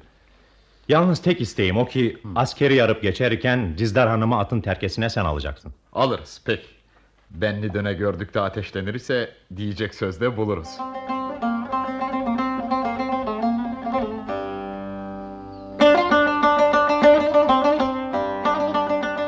Haberini aldık. Siz de duyasınız. İsa Bali denen aşık Köroğlu beylerinden Demircioğlu olup bu rezili kaçırmaya gelip kızım Dizdar da bunlara yardımcıdır. Tez has bahçe askerimle sarıla. Kızımın da hepsinin de vakit geçirilmeden boyunları vurula. Emir sendendir yüce beyimiz. Yerine getirilmesi de bizden. Derhal gidilecektir. Has bahçe sarılıp kuşatılıp kelleleri alınacaktır. Yürü, hadi.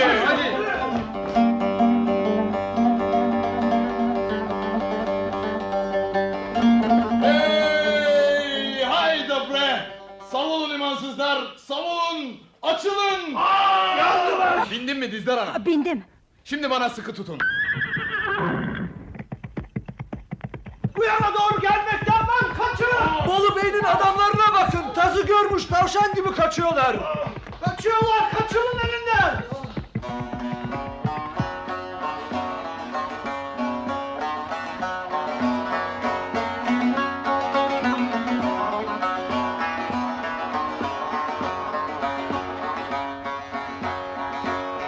Hey hey efeler hey hey,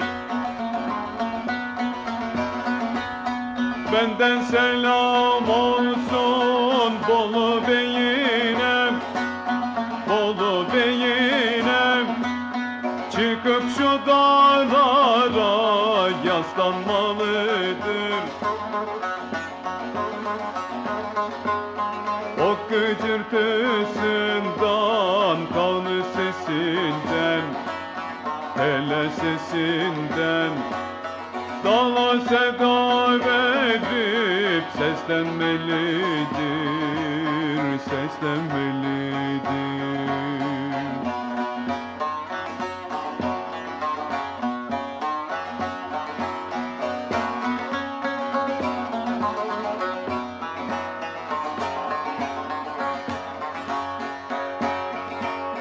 Hey hey efeler hey hey,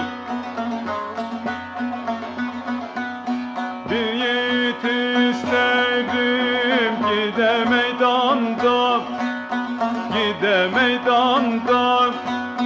Kesince kelleyi boyana kana, aman deme fayda vermez düşmana, hele düşmana. Düşman eğri kılıcına oslanmalıdır, oslanmalıdır.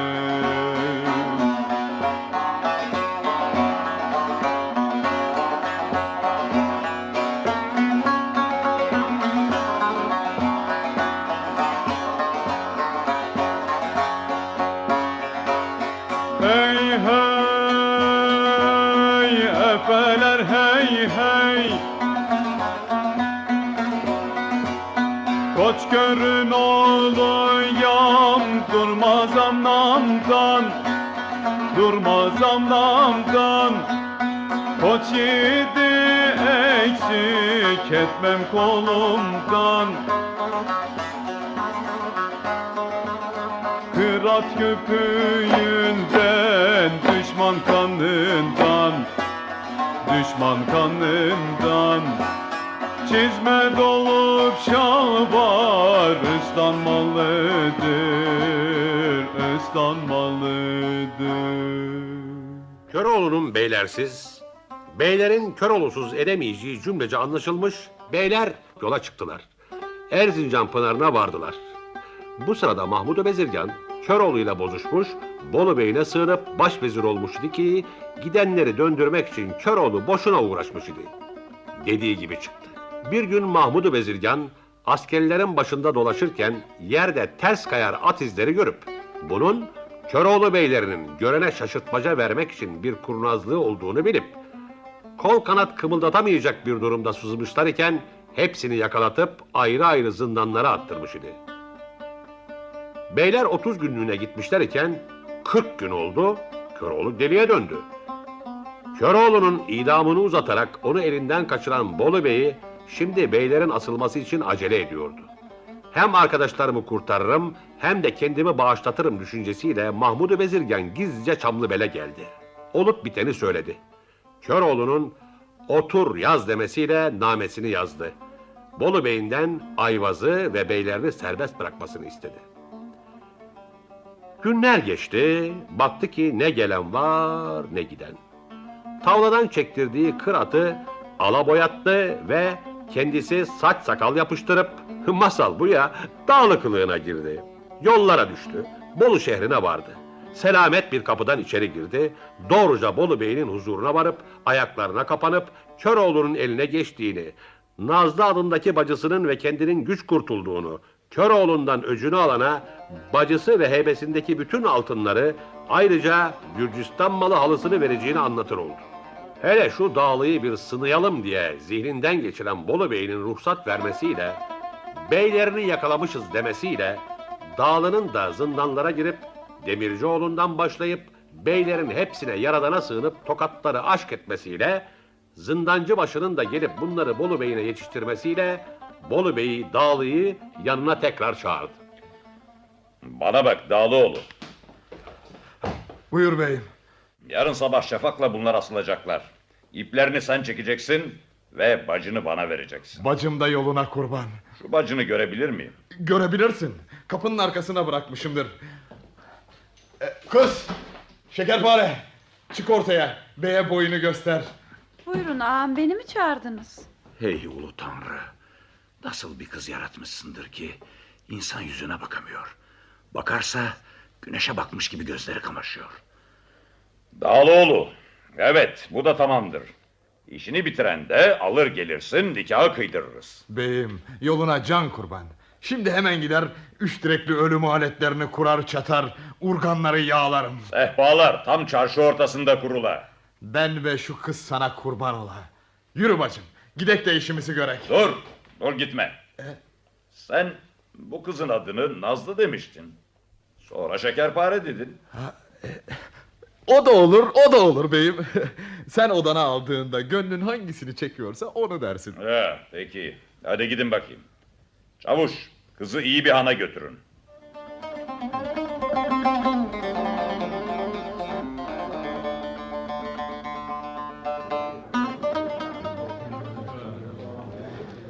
Çek elini. Önce bunu asacağım.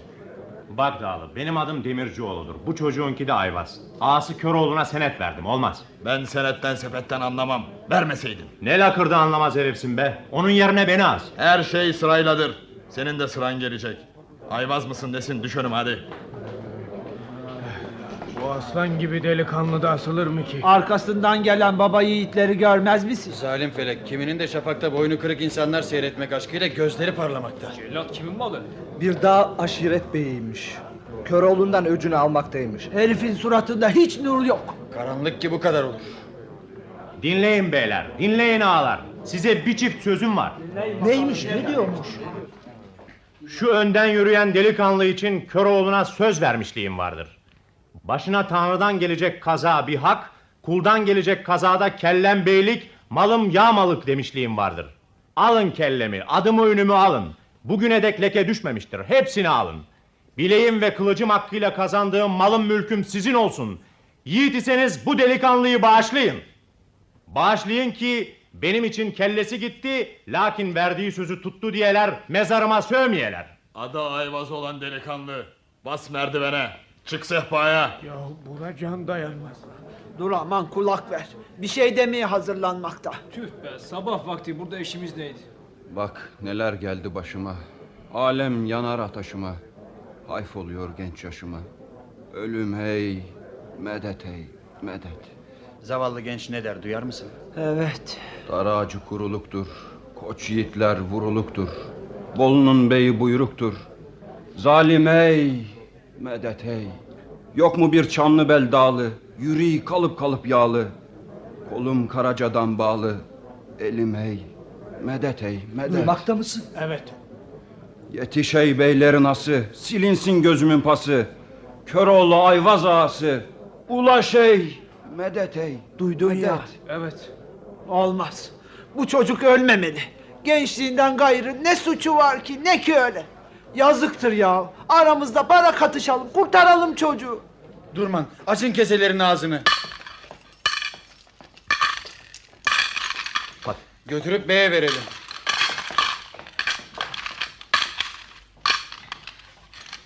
Buyurun beyimiz. Nedir bu? 6 ölçek gümüş para. Çocuğun canının bağışlanması yolunda. Para kabulümüzdür. Lakin asıl davacı Dağlıoğlu'dur. Onu razı edin. Demek bu paralar benimdir. Evet senin. Ya bu Han Ayvaz kimindir? Söyle Sıkılmaz Bolu Bey'i. Bu yiğit kimindir? Benimdir, benim. Hadi askerlerim, koç yiğitlerim, beylerim. Kollarınız bağlı lakin düğümlü değildir. Çok sabreyledik. Taş taş üstüne, baş üstüne koman. Bana Deli Hasan demişler Bolu Bey. Ben seni bırakır mıyım? Tutun şunu. Kanıma kastedecek. Ben seni bırakır mıyım? Eyvah, bey havaya uçtu. Altına kirmani kılıcı tuttu. Eyvah, Kılıç Bey ikiye böldü. Ne yaptın bre Hasan? Yapacağımı yaptım Köroğlu. Bu dünya etme bulma dünyasıdır. Deli Hasan ilk defa akıllı söz eder. Bize Deli Hasan derler Ayvaz kardeşim. Gel kucaklaşalım. Bolu Bey'in parayı görmesiyle, Ayvaz'ın canını bağışlamasıyla anladık sen de onu bağışlayacaktın. Kederlenme Köroğlu. Bak biz alımdan kurtulmakla Bolu halkı düğün bayram ediyor.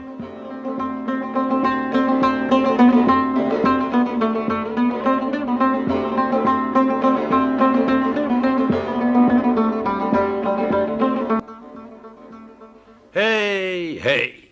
Bir zamanlar Bolu'da eşiktekine beşiktekine kan kusturan bir bey hüküm sürerdi ki Deli Yusuf adında at bakımından çok iyi anlar bir yiğit ile oğlu Ruşen Ali gözlere kızgın mil çektiren bu beyin zulmünden kaçıp Çamlıbel Dağı'na varmışlar. Orada bir kale kurmuşlar.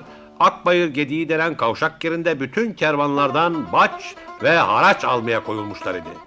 Deli Yusuf'un ta Mısır'dan getirdiği, Bolu Bey'in ise uyuz ve cılız bulup beğenmezlik eylediği tay ise ışık girmez, hava sızmaz bir ahırda beslenmekle yanına varılmaz, üstüne binilmez bir kırat olmuş.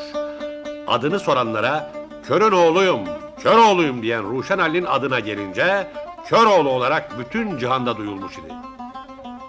Çamlıbel'de Deli Hoylu, Kabre Sığmaz, Darı Değmez, Cidalı Kenan, Dellek Deli Hasan, Demir Kıran, Eceli Yakın, Canı Cebinde gibi ünlü yiğitlerle Üsküdarlı Kasapbaşı'nın oğlu yakışıklı Han Ayvaz'ı ve de Bolu Bey'in kız kardeşi Şirin Benli Döne'yi, Bey'in kızı Dizdar Hanım'ı toplayan Köroğlu 20.000 askere komuta etmekte, sefer elediği ülkelerden getirdiği paraları, altınları fakir fıkaraya dağıtmaktaydı. Son olarak Bolu şehrine gitmiş, Bey'in eline tutsak düşen binbaşılarıyla öz kardeşinden çok sevdiği Han Ayvaz'ı kurtarmış, Ve bu sırada Dellek Deli Hasan Kirmani kılıcı üzerine düşürüp Bolu Bey'ini öldürmüş idi. Hey hey! Aradan dille yakın, zaman ile uzak yıllar geldi geçti. Görelim bakalım sonu ne oldu. Bu kale kurulmaktayken İstanbul Padişahı ordusuyla gittim Rus'u fethettim. Gittim Gürcistan'ı fethettim. Gittim Acemistan'ı ve Frengistan'ı ve Hindistan'ı ve Çin-u Maçun'u fethettim. Gittim Bolu şehrinde zulmü dağıttım. Daha ne kaldı Döne? Dünya ile ilgimi kesmek, bu gibi işlere bir son vermek, senin ile gerdeğe girmek ve dinlenmekten başka ne kaldı? Sefer üstüne sefer eyledin. Farkında değilsin. Kızlar Kalesi'ndeki 40 kızın beylerle gerdeğe girememekten benizleri solmuştur. Nasip ise o da olur. Davulbazlara davul dövdürüp zurnacılara çaldırmakla biz bu işe bugünden başlatırız. Yok, bu böyle olmaz. Neden olmaz? Bekleyen felekten nasibin almalı. Tören her bakımdan tamam olmalı. Bu işe gelin başı bağlamak için en aşağı 1000 tane orta yaşlı, eli işe yakın kadını getirtmen gerekir. Yapılması güç olan bir şey isteyeceksin sandımdı. Bundan kolay ne vardır? Beri bakın. Şirin dönemiz, törenimiz tamam olsun, eksik kalmasın demekte. Gelin başı bağlamak üzere orta yaşlı, eli işe yakışan 1000 tane kadın istemektedir. Köylere dağılın, isteneni anlatın, bu 1000 kadını alın getirin. Ayrıca Gürcistan ve Acemistan şahına, Çin-u Maçun ile Hindistan padişahına haberci çıkarılmalı. Çamlıbel'de büyük düğün dernek olacağı söylenilmekle bunlar bu düğüne çağrılmalıdır. Baş üstüne Köroğlu ağamız. Dört bir yana atlılar salarız. Döne, daha başka bir isteğin kaldı mı? Yok, kalmadı.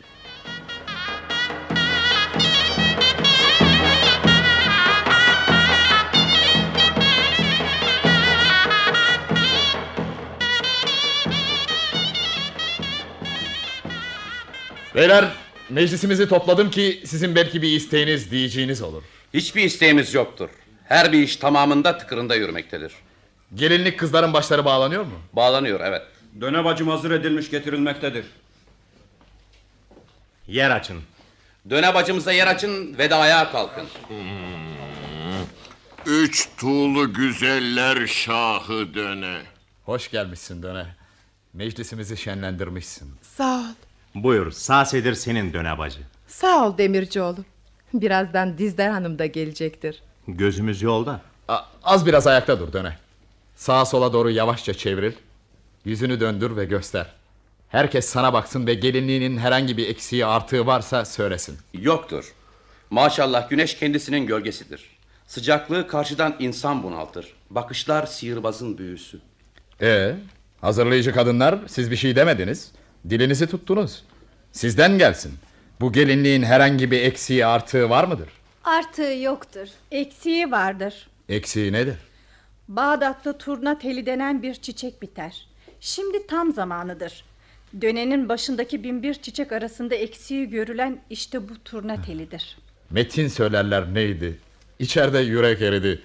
Çamlıbel'in koç yiğidi. Kim gider turna teline? Kes Köroğlu kes. Turna teli çiçeğini eken bahçıvanın evi başına yıkılı. Bu kadar konu, bu kadar eğlence, bu kadar gelinle güveyi, beyleri, paşaları, bezirganları bir çiçek yoluna bekletmek olur mu? Ya. Hey! Beni dar ağacından gelip kurtaran Köroğlu ağam. Deli Hasan gönlünü kırdıysa biz ne güne durmaktayız. Civaniseyiz. Çabuk gör kara kaytazımı, hazır et kılıcımı sazımı. Ben giderim. Ben de giderim. Ben de. Ben de. Deli Hoylum, Demirci oğlum, kabre sığmazım hep ayaklandılar. Sen neden kalktın Deli Hasan? Belki bana gelin vermezsin diye kalktım.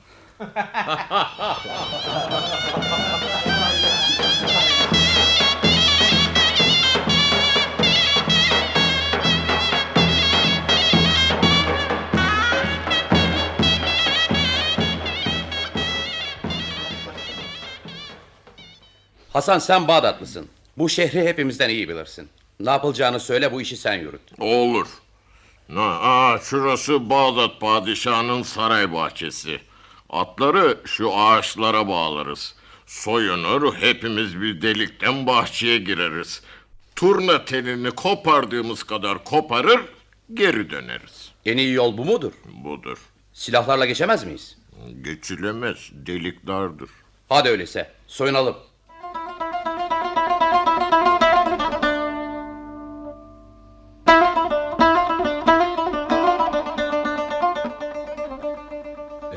Hani beylerim nerededir Güdümen? Gelmediler. Daha doğrusu gelemediler Köroğlu ağa. Nedeni? Nedeni Deli Hasan'a sen Bağdatlısın, buraları tanırsın dediklerinde başlarına işler gelmesidir. Anlat. Beyler Deli Hasan'ın sözü üzerine Bağdat padişahının bahçesinde yetiştirilen turna teli çiçeğinden koparıp almak için soyunup silahları çıkartıp ince deliklerinden içeri girdiklerinde bahçenin bekçi askerleri bunları kıskıvrak yakalamıştır. Yakalamasıyla alıp götürüp zindana atmıştır. Tez anlat Güdümen. Deli Hasan Bağdat padişahından isteseydi verdi de verecekti de emir çıkaracaktı da gibi şeyleri bekliyor dursun. Ayvaz zindan önünden geçen biri genç, biri kocamış iki kadının konuşmasına kulak kabartmış idi. Genci kocamışına, koca Çin padişahı padişahımızı harbi ilan etmiş. Ordularıyla çıka gelirmiş. Bu memleketin hali ne olacak? Ya bizim ırzımız nice olur deyip dert yanmakla, bunu duyan Ayvaz zindancıbaşıyı çağırmakla ve benim için bu Güdümen bizim postacımızdır. Padişahınıza çok acele ve çok önemli bir mektubumuz vardır. Onu götürüp kendisine verecektir demekle, beni zindandan koyuvermekle ben doğruca gidip mektubu Bağdat padişahına teslim ettim. Ayvaz padişahı ne yazmaktaydı? Yazmaktaydı ki, ey Bağdat padişahı, eğer siz bizi bu zindandan koyuverirseniz ve de at ve silahlarımızı geri verirseniz size yardımcı olur. Bu gelen Çin ordusunu senin sınırlarından kovar ve hepsini kılıçtan geçiririz. Hemen cevabını bekleriz. Vay benim Ayvaz'ım. Bağdat padişahı buna peki demekle, işin doğrusu Köroğlu adını duymakla buna razı olan padişah, çıkarın zindandan atlarını ve silahlarını verin demekle tam bir düzenle Çin askerinin geleceği yolun başına karargah kurmakla şimdi seni beklemektedirler Köroğlu ağa. Yürü zor bezirganım, günün doğdu. İşte düğünümüz şimdi çift oldu. Han Ayvaz Bağdat'tan haberin saldı. Gelsin yiğit beyler Bağdat'a diyor. Bir sebebi var ki geldi bir haber. Bağlayın siz bellere tığ teber. Beyler gösterecek orada hüner. Askerler de gelsin imdada diyor. Ganimetler meydana saçılacak. Er olanlar orada seçilecek. Kelle verip de canlarından geçirecek. Durman çabuk gelin talana diyor. Koç körün oğlum da bilir hakkını. Azarlayın cahilleri çapkını. Çarpar yağmur gibi oklar sepkini. Gelin ey aslanlar Bağdat'a diyor.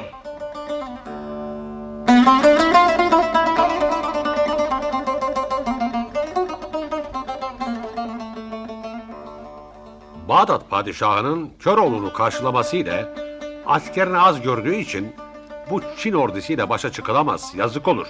İstediklerini verirsek kan dökülmez demesiyle aldı Köroğlu. Seyreyle er meydanında sen bizi. Kan yürür ovaya hem bütün düzü. Göğe kaldırırlar yerdeki tozu. Parçalar, yırtarlar, yerler adamı. Bunları bil Çamlıbel dağı nesli. Meydana gürleyip inerler sesli. Başları da cenge çoktan hevesli. Vurup öldürürler, yerler adamı. Deyip kesti. Askerini terazi oku gibi düşmanın karşısına dizdi.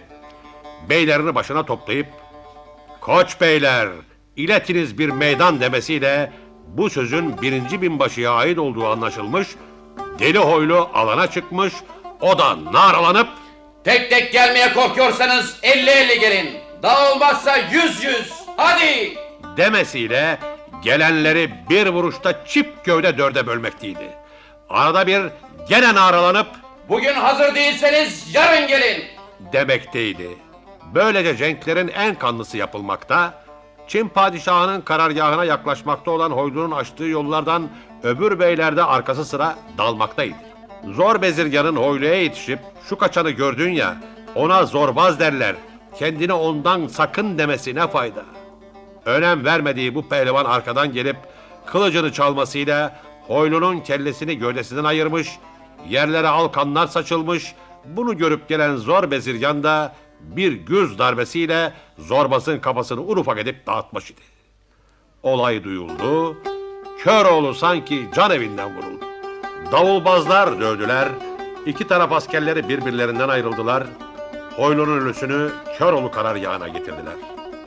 Hoylu'yu çok seven ve zaten beylerine çok düşkün olan Köroğlu'nun ağzının tadı kaçmış idi. Koç Köroğlu askerleri yürüsün. Çevrin bu çakallar sürüsün. Koç kıratından meydana yürüsün. Komam gayrı taşları taş üstüne deyip kesti. Kesmesiyle meydan Koç Köroğlu askerlerinin ayakları altına düştü, yer gök iniledi. Düşman koca ordusuyla kaçacak deli karar idi. Köroğlu her ne kadar cengi kazanmış ise de şehit olan Hoylu'nun ölümünü bir bozgun olarak kabul ediyordu. Duyduğu bu acıyla artık dünyaya küsmüş idi. Turna telini bile almadan melul melul kara bayrakları çekerek Çamlıbel Dağı'nın yolunu tuttular.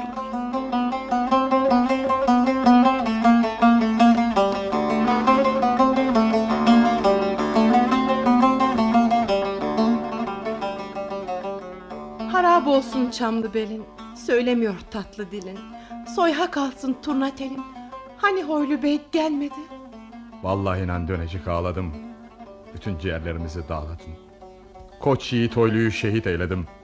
Kaldı aslanın Bağdat çöllerinde.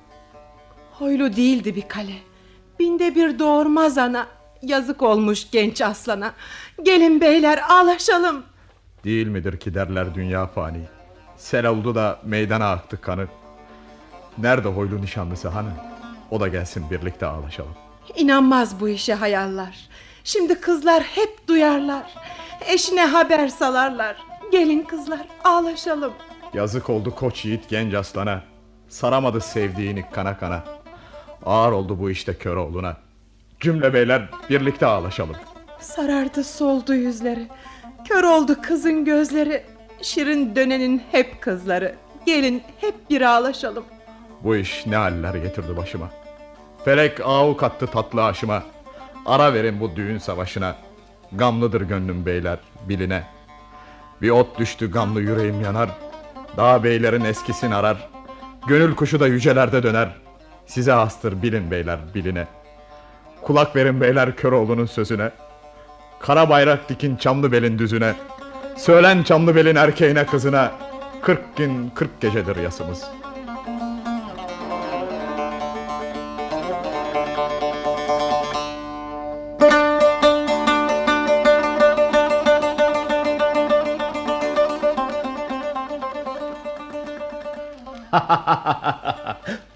Ha, o elindeki 2 karış uzunluğundaki kara oyuncak nedir Frank Usta? Karabinadır Demircioğlu. İstanbul'dan aldım. Yol yüke, çamur çökek, Köroğlu'na armağan getirdim. Köroğlu ne yapsın onu? Hem kendisi yastadır, şimdilerde göremezsin. İzin verirseniz beklerim. 40 gün bekleyecek misin? Beklerim. Ver şunu bakayım ne işe yarar. Adam öldürür. Bu mu? Bu. Ya bu nedir? Kurşunudur. Gördün ya.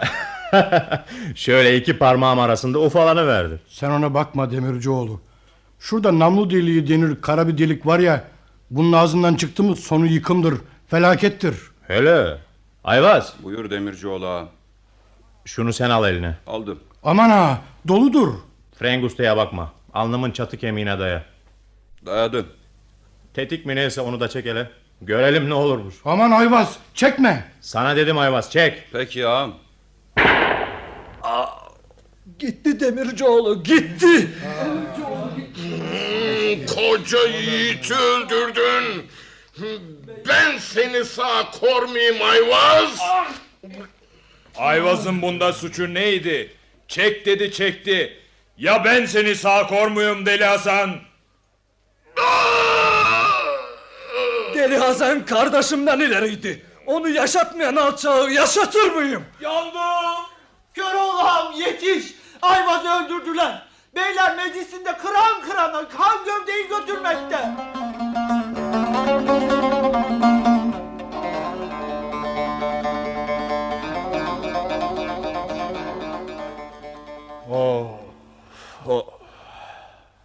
Kıratı çekin. Ağzındaki bütün dişler döküldü. Beli büküldü. Çenesinden aşağı bir sakal uzadı. Abi hayattan içmiştir, ölmezliği vardır. Tanrı bilir. Ata bile güç binebildi. Sazı kucağıma verin. Nereye gidiyor dersin? Bile bilene aşk olsun. Bana sorarsan babası Deli Yusuf'un Çatılı Kalesi önüne gitmekte. Ne yapacak? Son olarak selam duracak. Ya sonra? Çamlıbel'i bırakıyor gayrı.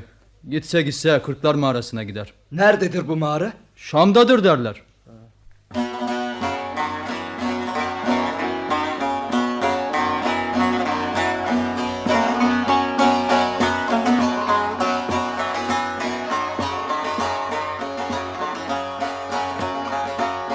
Hey hey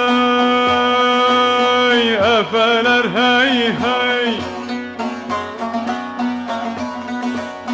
nesil aldım sanki fani dünyanın, fani dünyanın.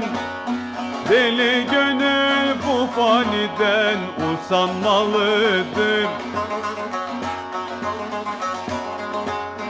Safasın sürmedim benli dönenin, benli dönenin. Gidip Şam eline yaslanmalıdır, yaslanmalıdır.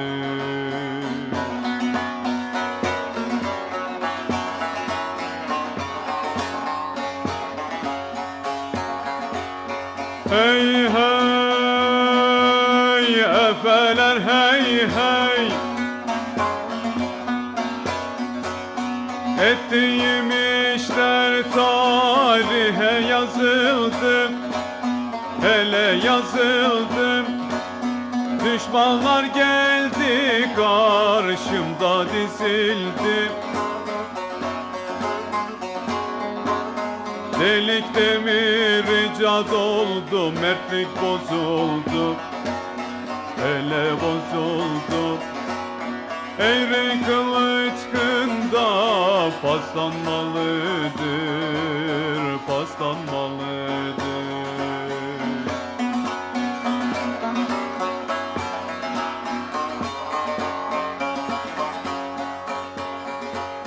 Hey hey